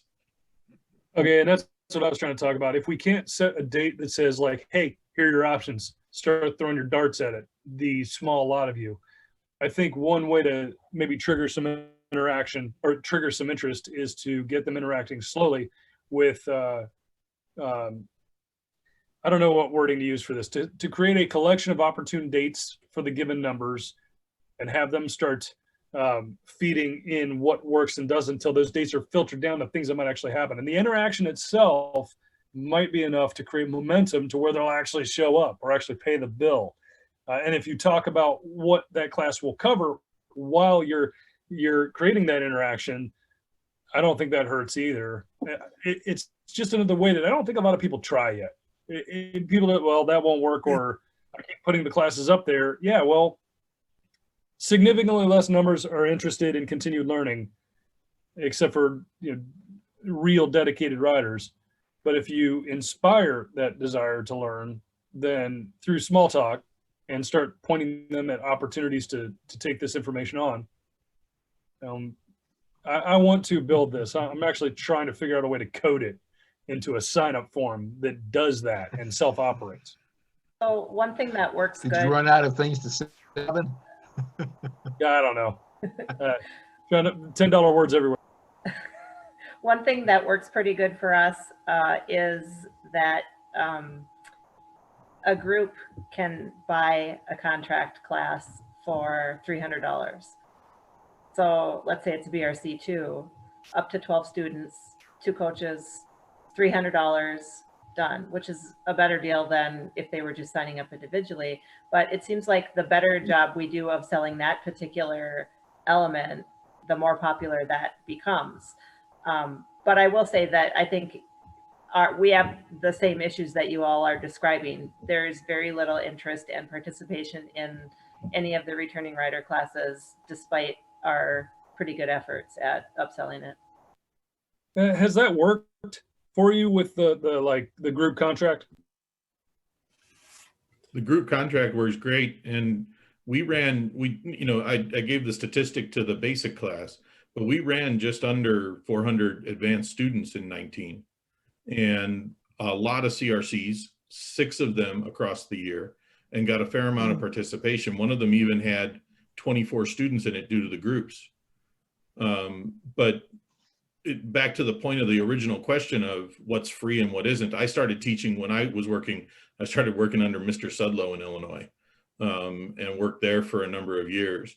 And I saw regularly exactly what Jason was talking about. I wouldn't be here if it weren't free. And the $20 is a voluntary number, which back when I was teaching, they could even at the end of class ask for their $20 back, and the state would mail it back to them. And there were people who did. Illinois still does that. Say that again? Illinois still does that. Still does it? Yeah. Well, that's the option they have in Illinois. Yeah, that's where I was talking about. That's where I started. Oh, okay. That not only could they reserve a seat with $20, but then they could get their $20 back after they took the course. That is true. They fill out a form at the end of class. They can either get the $20 back or donate it to the program. Usually about, I'd say half and half would donate it. The other half is to give me my money back. Yep. And then they go and buy a $600 helmet with an awesome logo on it. Texas started using, they allow the BRC2 as a pathway to a license. Of course, that's not available to other states, but that really increased our student body path through there, because it's just another way to get your license. Simply because that is the path of least resistance. Unless you somehow stretch out a BRC2 over 4 nights, they're going to come in and go, oh, it's less time out of my life. It's less money out of my pocket in many cases. It is the path of least resistance. And of course, we know you got to be able to do it, but still, that's definitely increased ridership, increased training.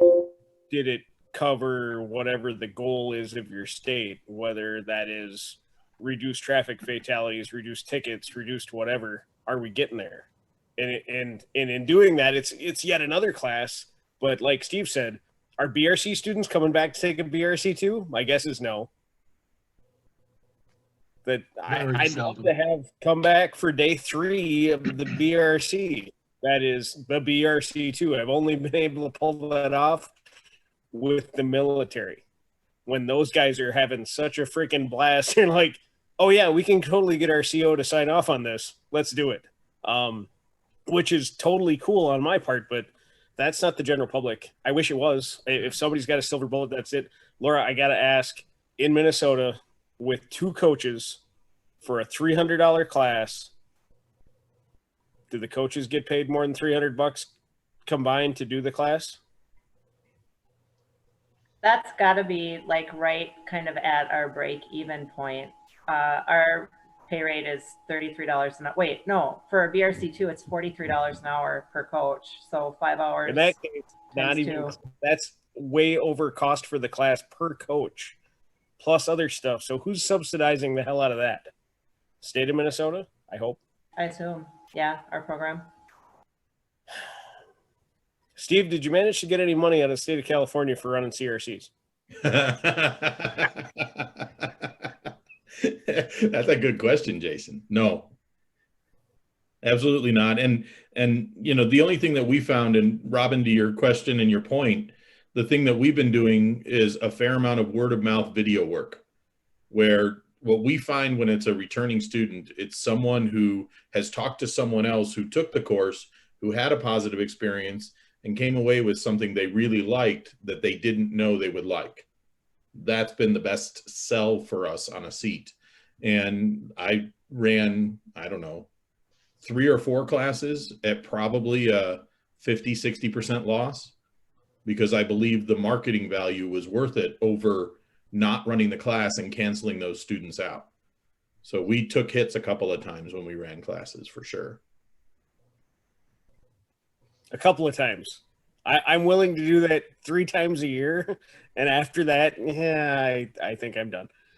Yeah, it was definitely a hard hit, but we pay our coaches well, and we like what we produce. And even so, those students hopefully are out there talking about us and talking us up because they had a great experience. Because in one case, they got almost one-on-one, 5 coaches to 5 students.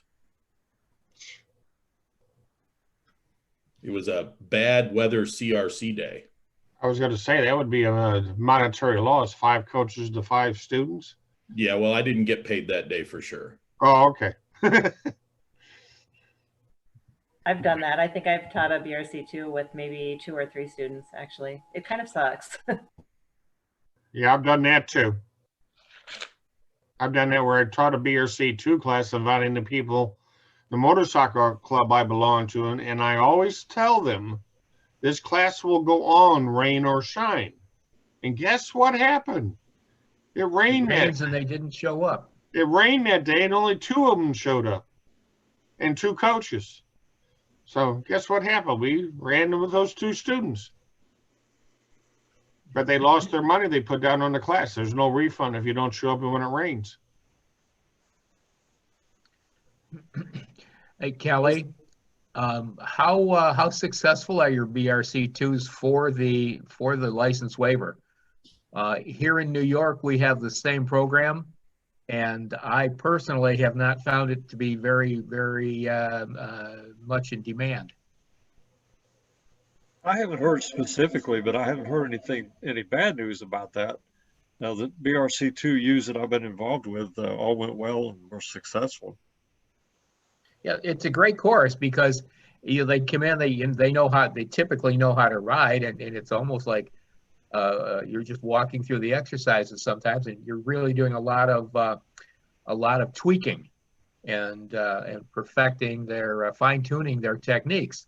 So it really is a neat class to teach. The trouble is trying to get people in there. When you're running classes that aren't filled, it's very difficult. Remind me, Texas is mandatory rider training for endorsement, right, Kelly? Correct. Does that matter? Yeah. Doesn't to us. We're not mandatory. People I've talked to around the country who adopted the BRC2 as a licensing avenue have told me that it took a few years for it to blossom, it is word of mouth driven. And, we haven't had gangbuster numbers, but each year we train a few more. And I think, as the word gets out, it'll prove to be a little bit more sustainable. Well, the police right now, I'll run them even if they're not full, just to, again, word of mouth. And I view it as advertising. The police help us because they got real strict about it, and they were impounding motorcycles if they pull people over that didn't have a endorsement. So that encouraged a lot of them. There are not any states that I'm aware of that do not have a pathway to licensure through training. And I think that would be the measurement of, will people pay for this, is find a state where you're not getting anything out of it. And if you will still come, that's a thing. That's a sellable commodity that somebody will actually pay for.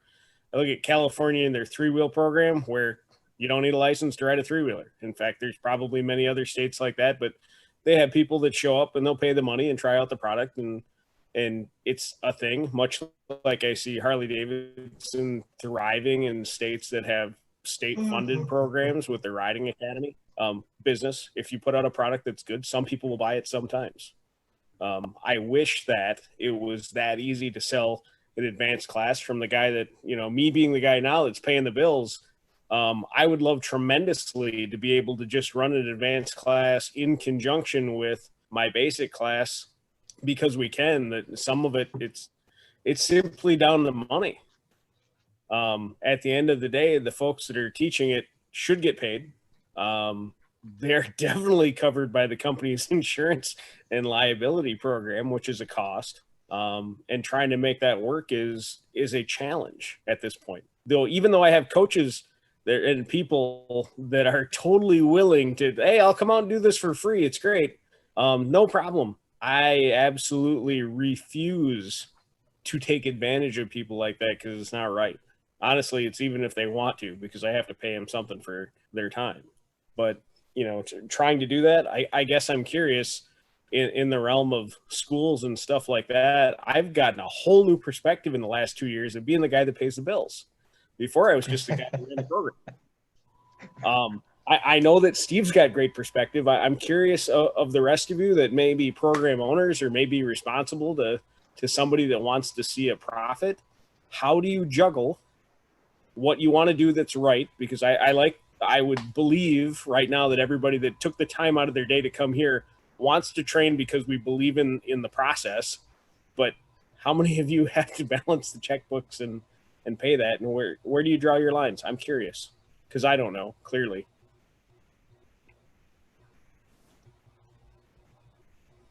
I'm not a sponsor. I don't have any experience with that. But Texas, before we made license mandatory to get your license, we were running like 35,000 students a year.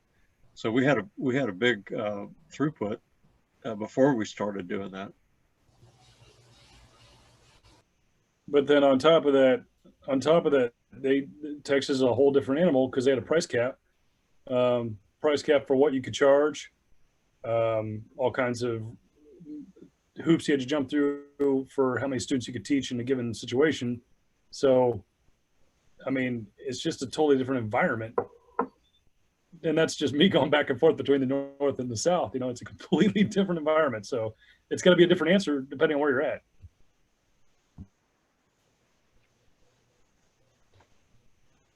Well, we've got price caps here in New York, and we did finally get our price cap raised after a decade of it being on the low side. So a little bit of catch up to do. There's a couple of classes each year that I'll run and I won't make money, but it really is just a handful. And a lot of times it will depend on who's teaching it. If it's me teaching it, I'll go do that class with a couple of people in it, and I won't sweat it. It's not like I'm paying a coach to do that class. But I know a lot of times students have taken off from work, specifically to come and do a class. And I feel really badly about saying, oh, gee, the class didn't fill, so you have to do it, because, they've done the time off from work thing. They can't rearrange that really well. So once in a while we'll take a hit, and I try not to sweat it too much. Most of our classes are full or nearly full, or are certainly profitable. So, if I have a couple each season that are run at a loss, I try not to get myself bent out of shape about it, because I figure the goodwill I get out of not stiffing people, who've rearranged their lives to do it. And I view those classes that aren't full as opportunities. If I need someone that needs to come back and retest, hey, come and do day 2 and do your retest. It's a chance to kind of fill in some holes. Or I have a list of the people that didn't finish their class for whatever reason. Would you like to come back and have another try? And, I use it as a way to tick down the list, because even if those people don't come back, I have a record that, hey, you know what? I invited you to come back to a class, and a year later when they come back and bitch and moan about, I got taken out of a class, I say, well, I called you 4 times to come back for a class, and each time you said no. So, I really language, Lynn, from me. Language, Lynn, language. Jerry Hasenheim, question for you. So clearly the right people are answering this question, because I'm not a program owner. You are. These other people are program owners. But I guess my question is, when you mentioned like where you're trying to decide, okay, there's an apex where you have to decide what's right versus what's going to guide the business in the right direction. Can you elaborate on that?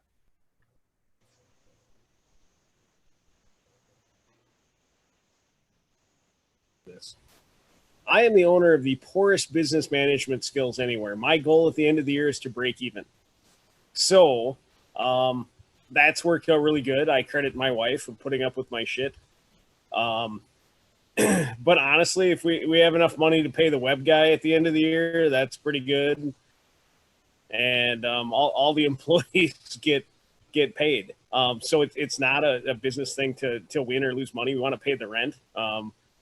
The rent, literally, I don't know what everybody else pays for rent. I had some conversations with people from Texas previously telling me about how much space they pay for, what it costs to buy or pay for a Connex container weekly, and I'm like, holy crap.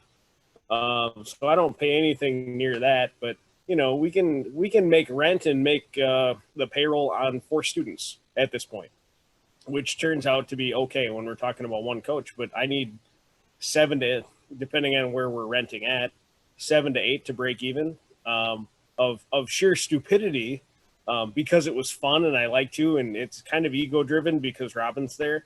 You might have noticed the humble guy.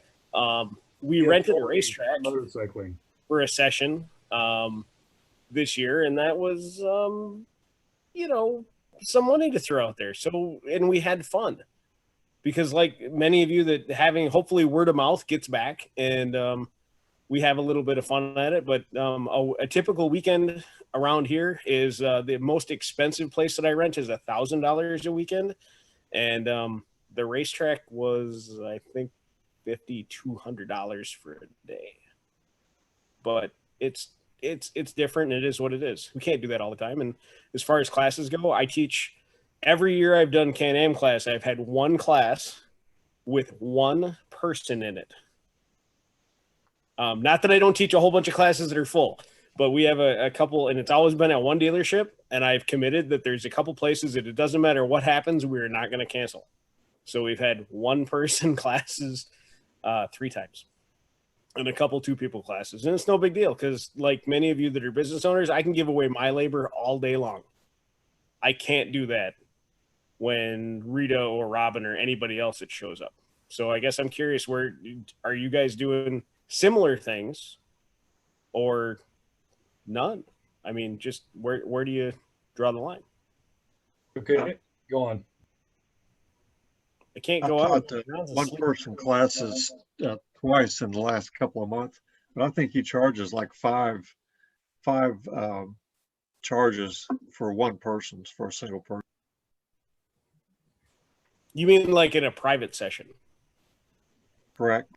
See, we're not allowed Okay. to change the price based on the volume in the class. The cost is set, so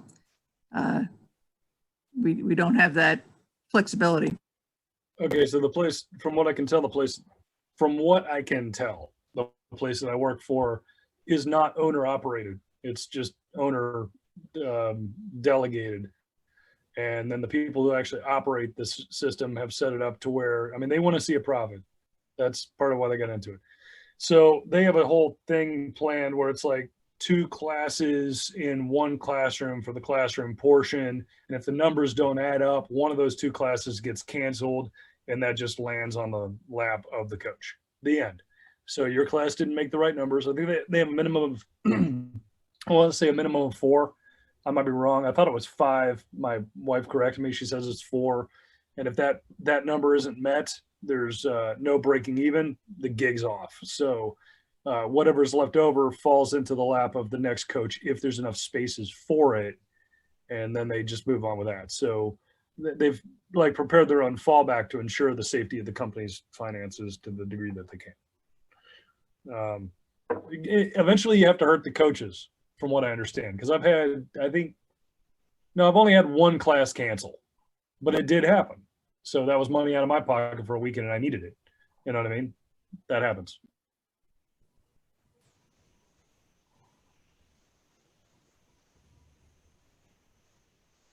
Does somebody want to poke around and see what he wants to talk about? Because this is sending a clear message. Somebody hold a mirror under his nose just to make sure. I was worried about him. I was like, oh Lord, he's not taking any clothes off tonight, but now he's falling asleep. Well, we could really mess with his head too. Just be like, run. Go to the refrigerator. What? What? Leave me alone. We were about to hold a mirror under your nose, man. I'm okay. Resting his eyes. Yeah. Catching flies, right? Catching flies. Besides, I got to get up and take the dog for a walk. I was just That will wake me up. I was just about to ask you, where's your pup at tonight? She hasn't made. She's out with mom. Jason, just curious, which track did you go to? Blackhawk. Ah, cool. Ooh, one of my favorites. For real? A flat track with trees? I love Blackhawk because when we used to spend a lot of time there, I rode an Aprilia RS 250, and that bike and that track are a perfect combination. No power, no hills. I understand totally. And lots of corners and not a very long straight. Flat, fast, and fun.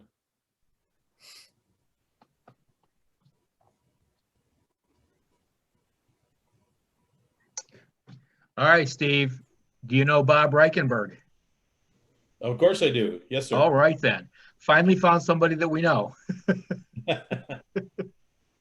It's been a couple of years since I've been riding with him, but we go out and ride in that big group every so often. Good for you. Good for you. Didn't do it, and this year it got canceled for COVID. It's been a long time since I've seen him. He is Too doing long. well. Good. He still has his bright orange Tiger.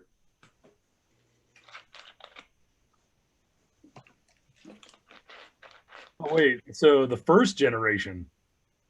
The first generation. Wow, I forgot that even existed.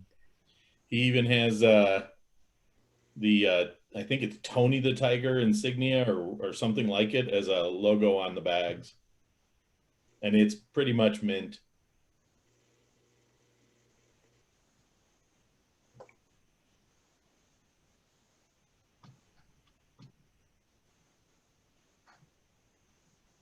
So Kelly here and I, we rode 337, one of the three sisters. He's got a KTM. This guy came rolling in to the RV park we're at with a KTM Super Duke 990 with no luggage, no weight, track modified.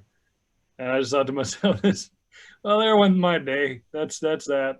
I'm gonna be in the background this particular weekend. So, Jason, you want to buy a good site? Want to move to New York? Rita would. Rita would. Rita would. Oh, I don't think so. No, I'm not nearly as smart as Jason. I wouldn't be able to run a site. Oh boy. Come on down. We'll give you some tips, man.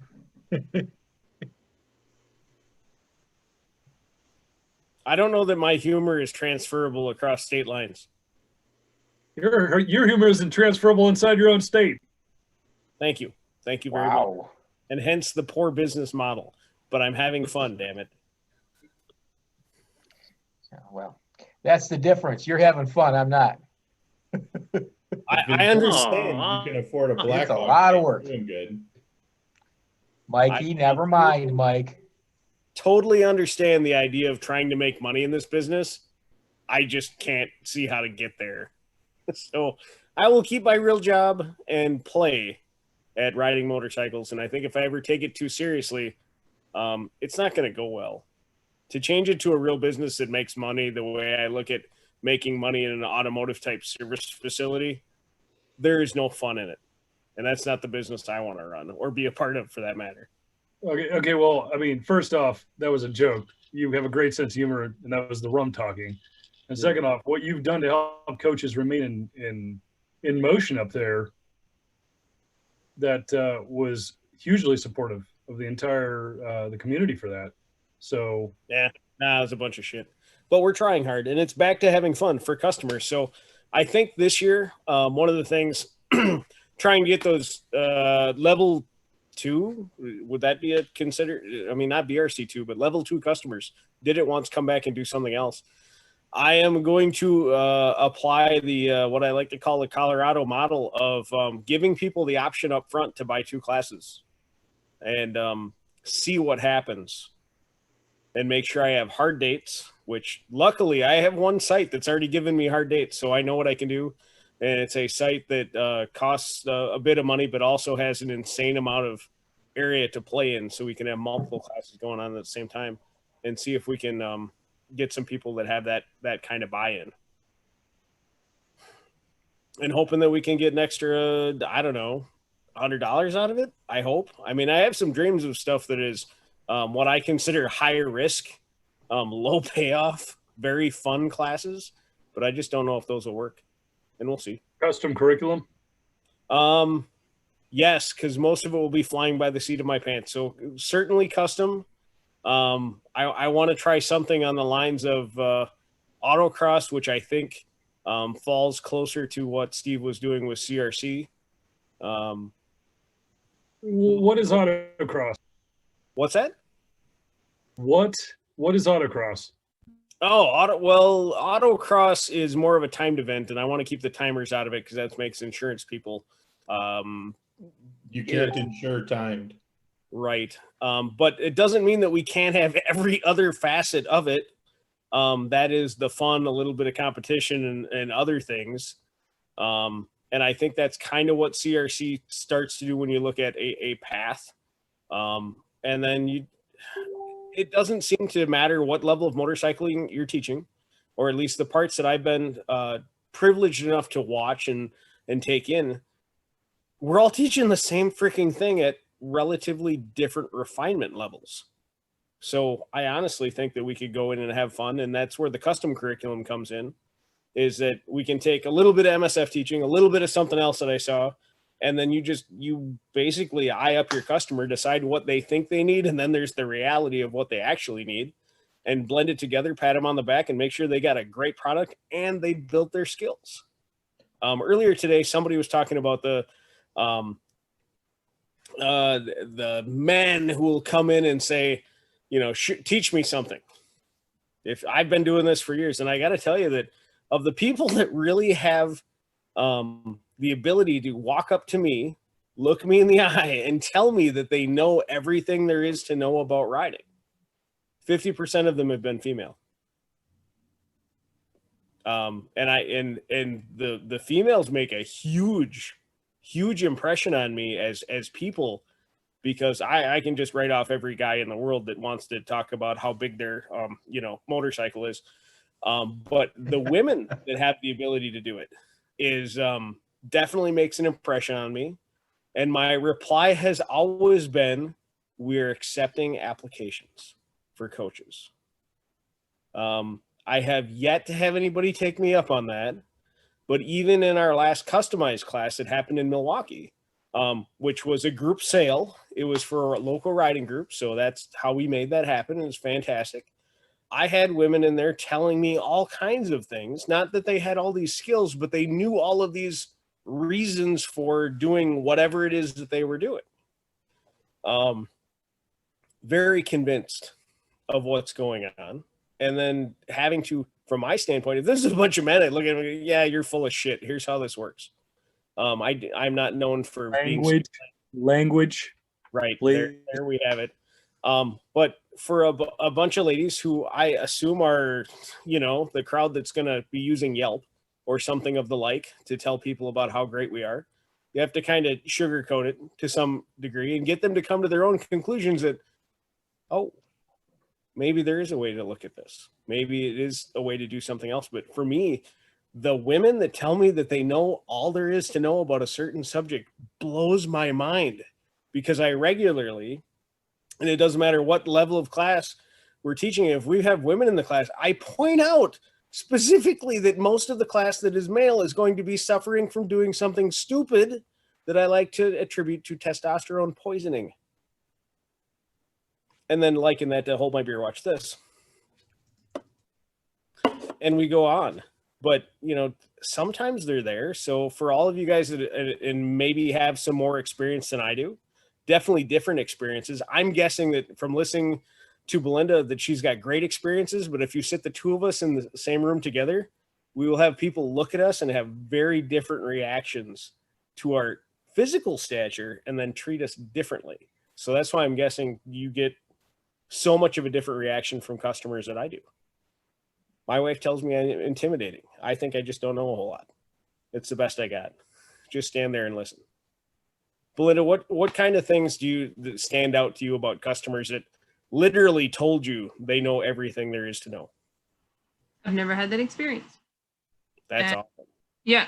Well, because I don't give them the opportunity. I know that sounds crazy, but I don't. First off, I've only been a rider coach for, well, that's a big difference right there, Jason. Let me say it first off that I call I'm old. Thank you. No. Like I said, I'm still a young coach, but I don't call them customers. I call them students. And then after exercise 2, they're riders, not students. But that's a big, so language is a big thing with me. So I don't give people the opportunity to say certain things. I don't give them, yes, they have, I can see the change in face when some people realize that I am their rider coach, especially my older gentlemen. They do that, but I don't give them the opportunity to feel that way and to like say things like that or like do that. So when they say their experience and I'm like, oh, I love breaking bad habits. And that kind of gets them to go, oh, so, I always come at it as in a sense of, there's always a little bit of humor, but there's always man, you're going to have such a great time in this class. And so that's how, and I think that's what makes a big difference for me. And the reason that I don't mind, I mean, I've coached, even with April and May being shut down, I've done 20, I think this weekend will be 22 solo classes this year. And I've absolutely loved every single one of them. I come home on Sunday nights and I'm like, oh my gosh, I'm so exhausted with a big smile on my face. But it's because I don't give them the opportunity to say things like that to me. If they come in with that kind of, if I see it, they're the ones that I'm like, I interact with them a little bit more in a different way, just to kind of pull them down into the fun part of it. And so motorcycling is very fun for me still. And if I feel like if we bring that into the class, when we bring that doesn't give them opportunity to, and one of my favorite things to say and to get people to relax when I'm teaching a Harley class, and this goes back to you guys, somebody earlier talked about teasing about Harley. I think it was Dennis was teasing about Harley riders, is when I can't get them to keep their heads up, I'm like doing this constantly. I said, don't forget, you're riding a Harley Davidson this weekend. You get to put your nose in the air and just ride around. So keep your head and eyes up, keep that nose in the air. And, so little things like that. And I don't give them the opportunity to show me what they know. And, so yeah, that's how I come about it. Okay, well, so that's a different animal. So if there's one thing, I've had conversations with Jason about like curriculum and talk about like total control versus MSF and like versus like that is a way to go about addressing this. That's one way to address a situation. Don't let them get the words in, but then you can also just let everything flow and then go about your business and then maintain that, they need to get a certain amount of things done in a particular amount of time. They'll find out for themselves. So look at this. It doesn't matter what you have to say about whether or not you're their rider coach or not. In the end, you're the one running the demo and they're the ones that can't do it. One example. So Jason was shaking his head at me. Please elaborate. I can only imagine where you're going. When I was talking to Jason about, Yeah. Jason said this, What's and it the- went this way, so clearly it's true. Send all legal teams to Jason here, Right. Jerry Hasenheim. Looking at this, I like Mike Hahn's t-shirt ideas, or rather, t-shirt. A woman that used to wear that t-shirt. I'm not going to say that out loud, but that's good stuff. My aunt actually had that shirt. My uncle and my aunt have those shirts, and it says, he says, he said, if you can read this, the bitch fell off, and then her shirt says, I'm the bitch. And so, yeah, and actually in his phone, when he had a motorcycle accident about 4 or 5 years ago, I guess, it was in an accident, a young lady hit him, and they couldn't find her number in the phone, and it's because that's how he has it labeled in his phone. That's her name. Right? So, yeah.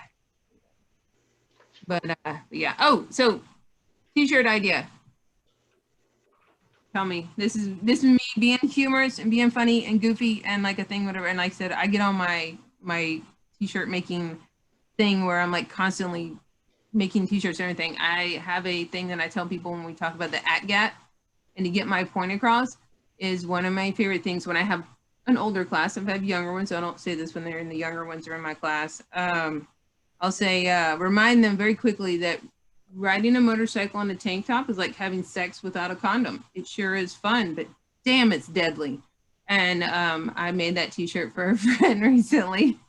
And so we have some interesting sayings on t-shirts around here.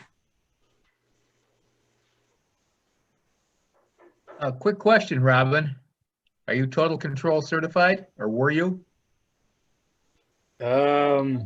Well, I was recently invited, and I flat out said, "Yeah, I'll pass." Okay. When I first got my license, I was always hanging around with Total Control riders, which was cool because I get really rigid, input from people that do some highly technical blather. But I didn't want to coach it. I don't want to coach that. In fact, I think I'm going to be coaching my last 3 courses over the next 2 months for a long time. Yeah. Robin, were you invited into a basic or the ARC classes for becoming Total Control? I was invited for a combination BRC IRC. Ah, cool. Yeah, and it's not that I don't want to have my creds. Hell, it's cool. But in the end, I don't have the energy for this. I hear you. We don't teach Total Control anymore at all.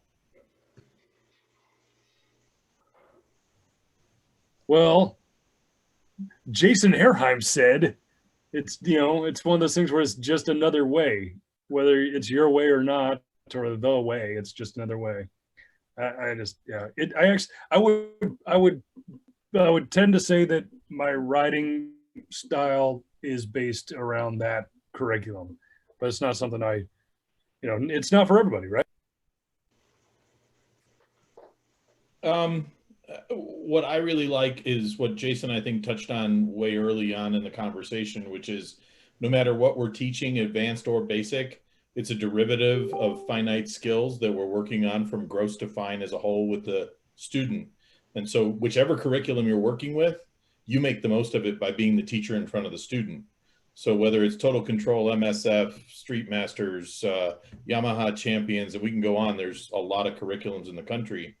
I think the important part is taking the information and disseminating it to the customer as an individual and making that individual successful that day. Regards the politics of it, Total Control is more difficult to work with than most companies. Yeah, I've never heard any of that said better. That was a brilliant way to phrase all of that. Kudos, sir. That rocked.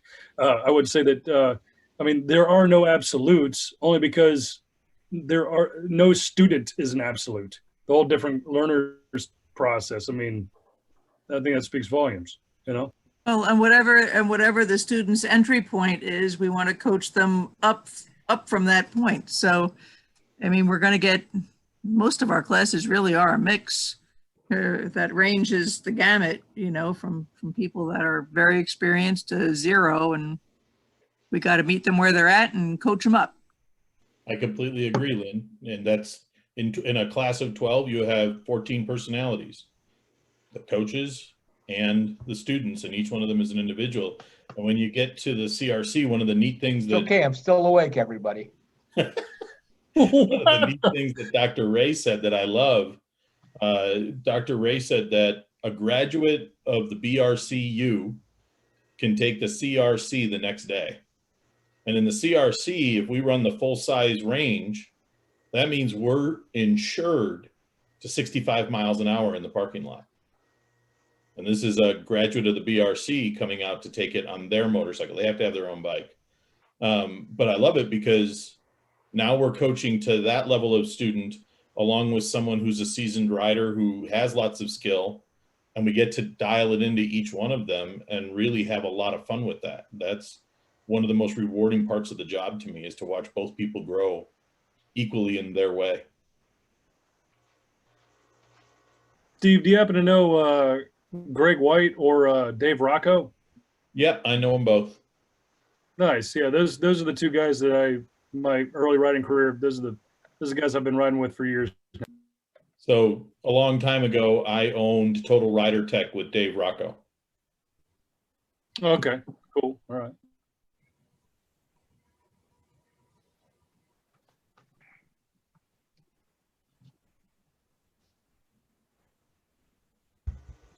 Everybody be quiet. Nothing else to say. Yeah. All right, cool. I do. I have something to say. Good night, everyone. Time to go walk the puppy. See you next week.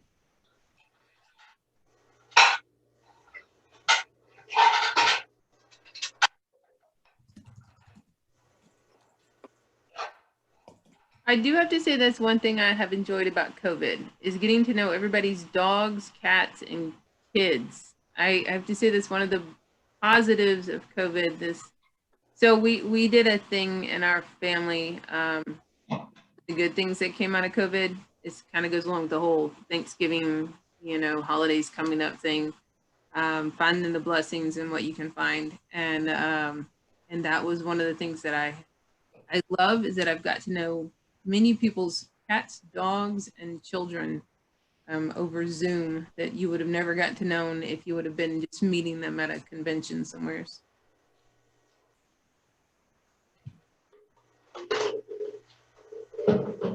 My little unexpected COVID silver lining was that one of my training sites didn't get open at all this year.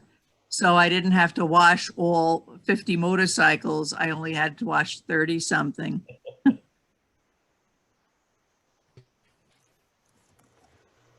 Yay. We have to find the positive in something, we have to find there's always a way. I mean, I know that might sound kind of naive at times, but we have to find the positive in it. Same thing with every class, right? We have, even the ones we have really, really hard classes on Sunday afternoon, we still have to find what were the positives and the best things that happened,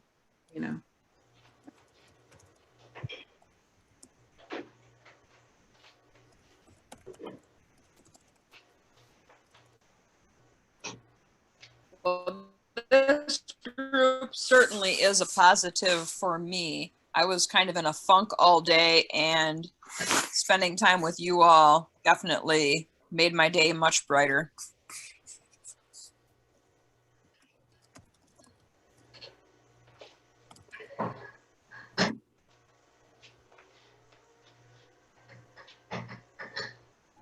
How's your soup, Nicole? It's finally done.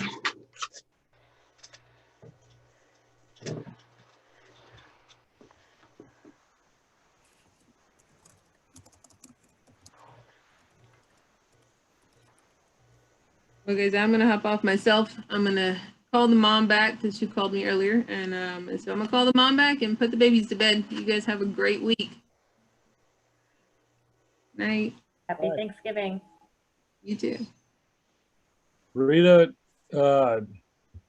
unmute.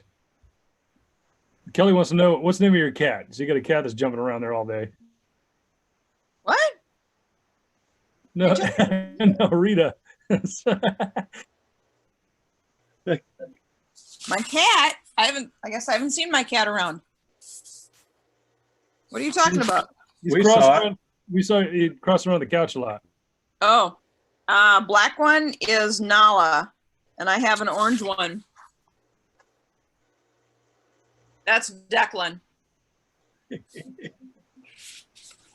Nala needs to do her job because I came back. I kind of spent time in Wisconsin, and I was in Wisconsin yesterday, came back last night, and when I came in the door, a mouse went running across the room. And Nala is my female, and she's my mouser. So hopefully she'll find the mouse. The orange cat, Declan, he's a boy. And the last time he was anywhere near a mouse, he had invited the mouse to come eat with him out of his food dish. The two of them, a mouse and this cat, are sitting there right next to each other, eating food out of the same food dish. Somebody didn't get the memo in that case. Freaking call HR. I had a stray cat out on my deck tonight asking to come in the house. And I told them I already had too many cats. So I don't know if he's still out there or not.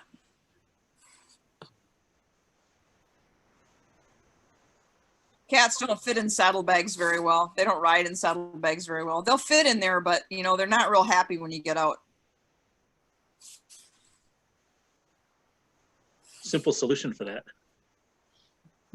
Does it involve rocks and a burlap bag? I don't know. No. Just leave them in there.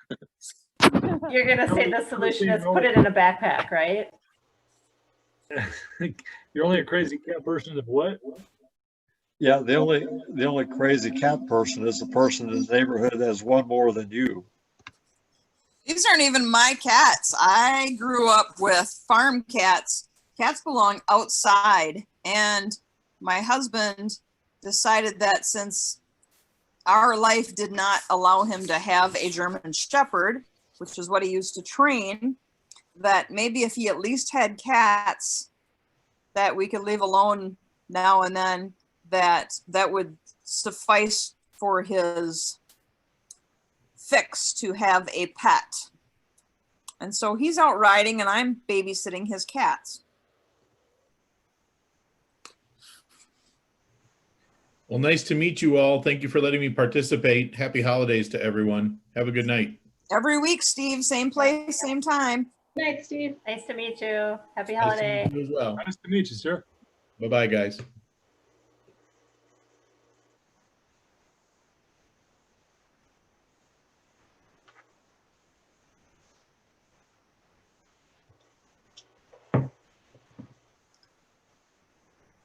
Well, Kelly and Mike and Laura, you're about the only smart people left, so you're going to have to carry the show now. Oh, and Nicole, of course. Well, I think it's about time for me to go too. Yeah. Like I say, I'm glad that you survived riding with Robin. I know that he doesn't have such a good track record lately.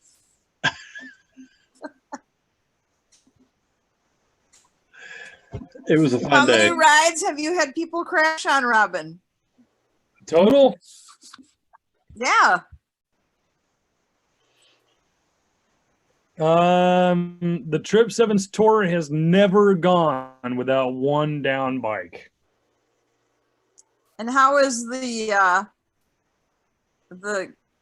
I will not name names, but the person who crashed pretty severely this summer who still doesn't know why he crashed? How's he healing?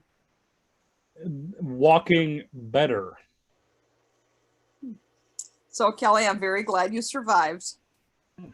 I was the president of a sport bike club in Houston in the late 1980s, early 90s. So I've led a lot of sport riding rides, and I know how to stay out of a ditch. In my own defense, that really bad one didn't happen during one of my rides. It happened during a rally. I happened to be running the rally, but I can't ride the bike for them. I just happened to be running the rally. It had nothing to do with me. I'm just saying. Like, I'll have one foot on each motorcycle seat, and then I'll have two reins controlling all that. They'll be like, and then have like a wagon train of bikes behind me. I can't do it. But I will say that I've never run a tour. Let's see. On the first tour, a rider got excited and rode into somebody's driveway when they should have made a left. All right. And they came to a rear brake skidding halt and put the bike on its side. They were fine. Bike was fine. The second time, somebody who couldn't do a U-turn down their bike doing a U-turn. The third time, the very same person likes to park their bike in neutral, downhill, next to other bikes. Not bright. I've made that point many times. Next time after that was a rider coach who was frazzled by oncoming riders. They now have arrhythmia. The year after that, a person totaled their 1290 adventure. And then during a rally, it got real bad. So that's why our waivers are very elaborate and very big text, Yeah, if you're going to ride one of my tours, take an ARC. And remember, Robin, we only teased you because we love you. Nancy, Nancy, I don't remember that you've been on before. I don't know if you can unmute with the system you're using. Have you enjoyed tonight? Oh, see, I asked her a question and she runs away. Wow. Oh, well. I'm actually really paranoid that I told Jason that his sense of humor doesn't make it out of the state. I think it's like angry at me. He looks angry. Does he look angry to you? He looked angry to me. No, he's fine. He's fine. I was over at his house on Monday night because Wisconsin does not have can deposit and Michigan does. He was kind enough to save up all his cans for me and gave me 2 big bags of cans to help me pay for gas money driving back and forth between the 2 states. And while we were there, he was showing my son-in-law his shops, and he pawned off a bar stool racer that needs a lot of work to my son-in-law. Wait, is that the one bar stool racer you're talking about? It's a bar stool with wheels. Yeah, there's no bar stool on it. There's an engine and there's a frame and a steering wheel. And my son-in-law, Will, he said, "Hey, you need this thing." And so I asked him, did my son-in-law go pick it up last night? And he said, yes, he did. What could possibly go wrong? Right. Right. I mean, the handlebars are loose on it, so it's no big deal. This is the most Wisconsin thing I could possibly clue you in on. A bar stool, motorized bar stool. A motorized bar stool. What makes it even better is Will took Jason a case of beer because Jason was giving it to him. So he traded a case of beer for a bar stool racer. Please tell me it was PBR. So literally hold my beer and watch this. Yes. Yep. And now he's got to get it operable and he'll be in the parade next year, right?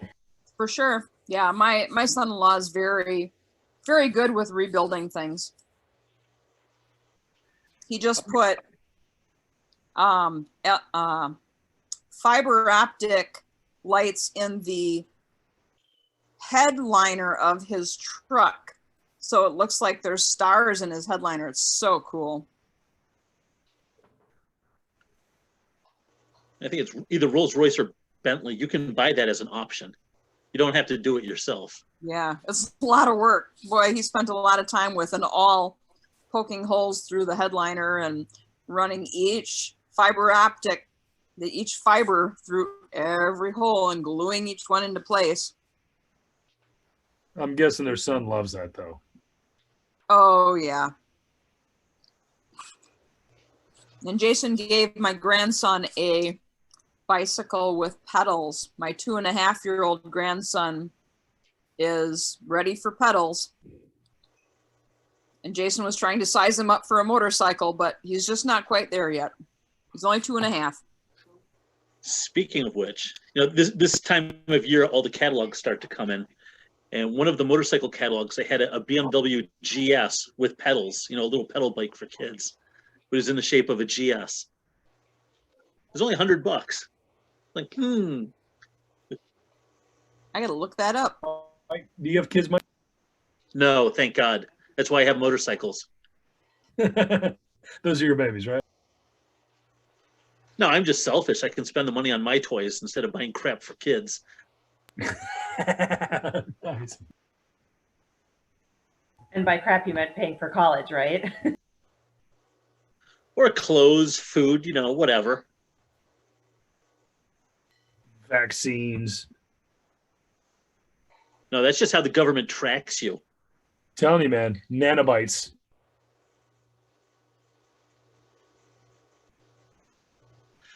Make sure you put a layer of tinfoil on the inside of your motorcycle helmet. That way the government can't read your thoughts as you go underneath the sensors. Shit, man, I might have just finally found the person who has my sense of humor. I've been waiting for this. Y'all are freaking... Speaking of which, that was my first S-bomb of the night. Did I do a good job of governing everybody's proper, English and not being, no swearing? You did, Robin. Wonderful. Mike, I just looked that up. It's got 3 wheels, so it would be perfect for my grandson. Oh, you just got to take a 3-wheel BRC. Yeah, he balances. Slap a Can-Am sticker on the side of it. He can, he's got a Strider without pedals, and once he gets going, he just picks his pedals up and he rocks it. That's why he's ready for pedals already. It was cool watching him fix his Strider. When he flipped it upside down and busted out the hammer and he's knocked on a bolt and said fixed. Picks it back up, flips it back over, scoots away. Pretty neat. He's a Harley rider in training.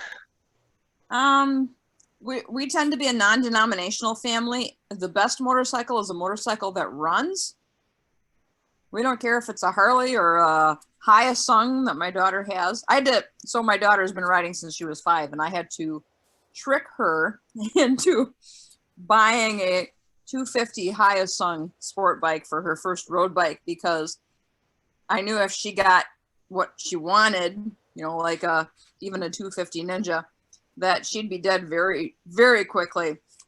So Jason had a 250 Hyosung at the training site where at the technical college that he was trading in.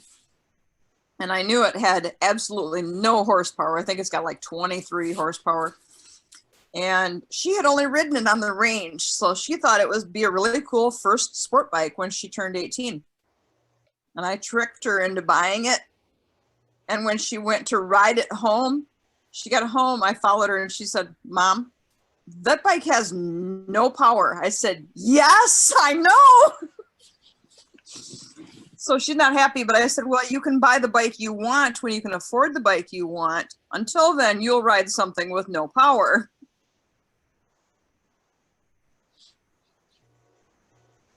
There is something to be said for riding a slow bike quickly as opposed to a quick bike slowly.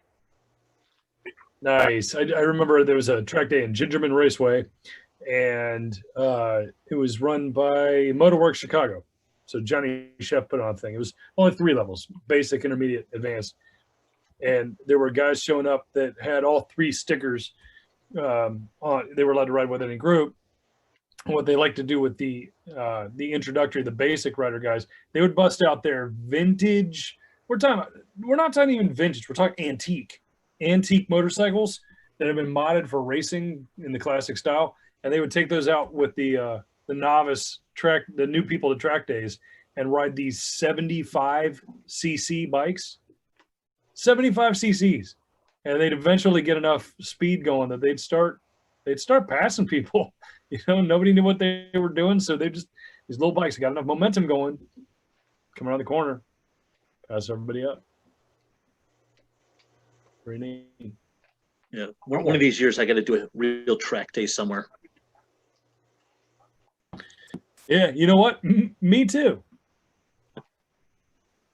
My only on-track experience is the local BMW dealership used to do an event where they'd rent out a part of the Watkins Glen Raceway on Mike, what Labor state Day are you in? weekend. New York. So, like the Ferrari Club used to rent Watkins Glen Raceway every Labor Day, and the owner of the BMW dealership would have some sort of deal where he'd borrow the track while they were at lunch. So for $20, you could do parade laps around Watkins Glen. And the first year I didn't know any better, so I got right behind the pace car. You know, you go around the track at 50 miles an hour, fun. The second year I went back, I realized if you back off a little bit, you go somewhere in the back of the pack and you back off, then you can have fun and catch up. And some guy went around some corner, went around the inside of me on a corner on a little dirt bike. When I had my ZX14, I said, "Oh, you want to play that game, do you?" That was the last I saw the little guy on the dirt bike.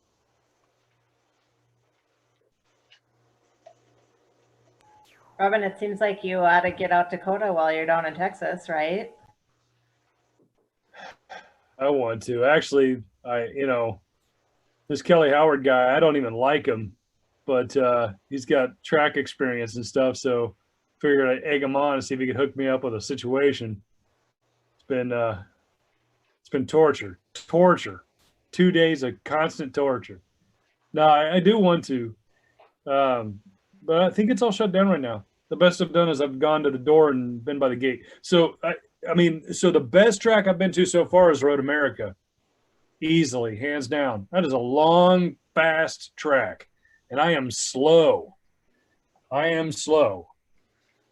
love I to have get a lot of miles at Road America, actually. It's not my favorite. It never was my favorite, I think, just because it's long and, you know, my thing is more like ride a low horsepower bike fast versus just, you know, have the horsepower to, and on a low displacement, low horsepower bike, it seems like you could bake a cake from one end of the straight to the other there. Yeah, that actually explains your love for Blackhawk, which is such a cool track. It's just compact, you know. Well, and I mean, he's right about the tree situation, and I have many stories about that, but never went wrong for me there, fortunately. I'm not gonna say anything to that. I've seen things. You know, Blackhawk is so I've taken my 1200 there, and it just felt like too much. Felt like way too much bike for that little track. But yeah, that was a lot of fun. Actually, I think Blackhawk was where I did my first track day ever, and that was on a leader bike. So yeah, I know what you mean about too much bike, little track, scary. Yeah. Plus, okay, so I was telling you guys about my wife's bike. So Laura, my wife's 675. That's it's 0 to 70 in first. So figuratively, you could probably do a complete lap on Blackhawk in first gear, but it's no less challenging. They're still psyching you out the way a track designer can. They'll design corners that are meant to mess with your brain, which is cool. But you know, so Coda, it's like I've heard about it. I've got friends that have been on it. I would love to do it. Hint. So it's shut down because of COVID, or they just don't run this time of year, or nobody's doing track days there now? It's very expensive. There is a track day coming up the weekend after Thanksgiving at Coda. I want to do it. I haven't ridden Coda yet, but I'm not sure when I'm going to be able to get a chance. I'm looking forward to it. Oh, how much for a track day at Coda? I think it's like $500. I mean, that's the only track that is in the U.S. is MotoGP specific too, right? So yeah, I did not know that. You know, really more than anything, I just want to be able to find some control rider opportunities so that I can trade for track time, because I don't have the bankroll to be going to the track for fun, you know? We just lost Texas World Speedway. It's becoming a subdivision, and that was a fantastic track, fast. But you know, we're all grieving. That's okay. That sucks. I did not know that. That sucks. It seems like that's not the only track that I have heard that about in the last few years. And those that are continuing to exist seem like they're constantly changing hands. Like we used to spend a lot of time at Mid-America in Council Bluffs, Iowa, and that place was always changing hands and always in a dire state of funding, and who knows what's up with that now even. A development's probably next. Well, yeah, no, you go. Well, that's been happening a long time. Riverside, it died, I don't know, 20, 30 years ago. As you know, as population expands, if it happens to be a track in a way, tough luck for the track. Yeah, that's. I was going to say that, and plus, I don't have enough opportunities to ride track. I really like to up my track game. Most of my track experiences are going someplace and just having people that are better than me ride around me and loop-de-loops explaining to me the 12 levels as to which I suck, which is a recycled joke. But the fact is, it's like, I don't, I need more exposure to actually be able to up my game. And I need a track weapon. At some point, I'm gonna have to get myself something dumb and stupid and cheap that's fast and dumb and stupid and cheap. Ride fast on a little bike. Well, I would probably want at least 600 cc's of legitimate power, like an SV or something like that. But I'd do an R1. I would do an R1. That speaks to my sensibilities. I will say to ride an R1. Say again. I tried to ride an R1 once. How'd that go? A kid I used to ride with, who had never ridden before, decided to buy an R1 because it's a good beginner bike. And he called me up and said, "Hey, I just bought a motorcycle. Would you be willing to ride it, from the dealership to my house?" "Sure, what'd you buy?" "R1. Like, oh, okay. So I go up to the dealership. The bike's prepped, running, ready to go, literally 0 miles on the odometer. I am the first one to ever ride this bike. And it was about 20 miles to his house. And being 6'2", sitting on an R1 with my knees, tucked into my chin, literally staring down through the windscreen to see the gauges because I couldn't get back far enough. I rode it the 20 miles to his house. I said, "I'd never want to ride one of those again." That was miserable. That's perfect. Okay. I mean, okay. Never mind. That just topped it. Teeny tiny little bikes. I can't do teeny tiny little bikes.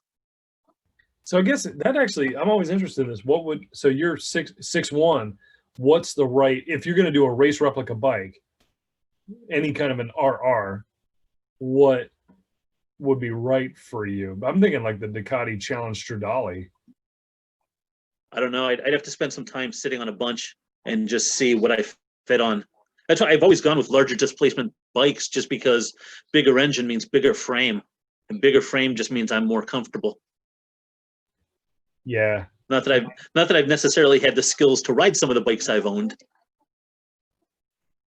Well, a good rider on a sports standard is going to go nearly as fast as a dedicated sport bike rider. But in a track day, you've got so many variations in speed. You're probably going to be, if you're a good rider, you're going to be up there with the fast guys anyway. So I think that's what I got to work on too, is because like for the past few events when I've shown up and there's people on full tuck machines where they're tucked in, they're low, and I'm upright on, that's a sports standard, but I'm getting past because I don't have the brevity.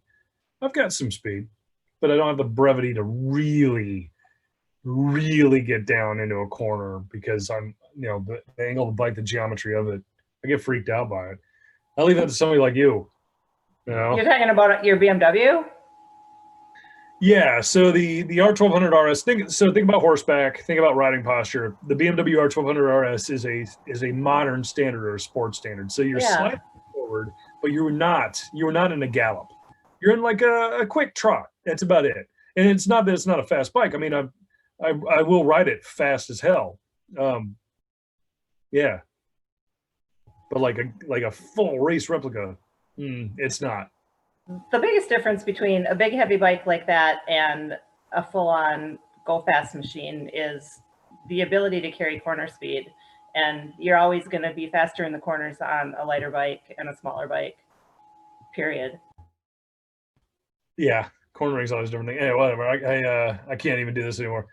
Laura, you rock. Glad we have the same motor. I got to get the heck out of here, and mostly because I just hate doing this so much. I hate all your faces. Please have a terrible, terrible week, and send me money. All right, have a good one. Later. Night, Robin. I'm out of here too. It's to the point where my cooking is done and I have a lot of cleaning to do. So I'm going to go get on that. Yeah, me too. Yep. All right, gang. Call it quits. Bye. Thanks for playing. Bye. Good night, everyone.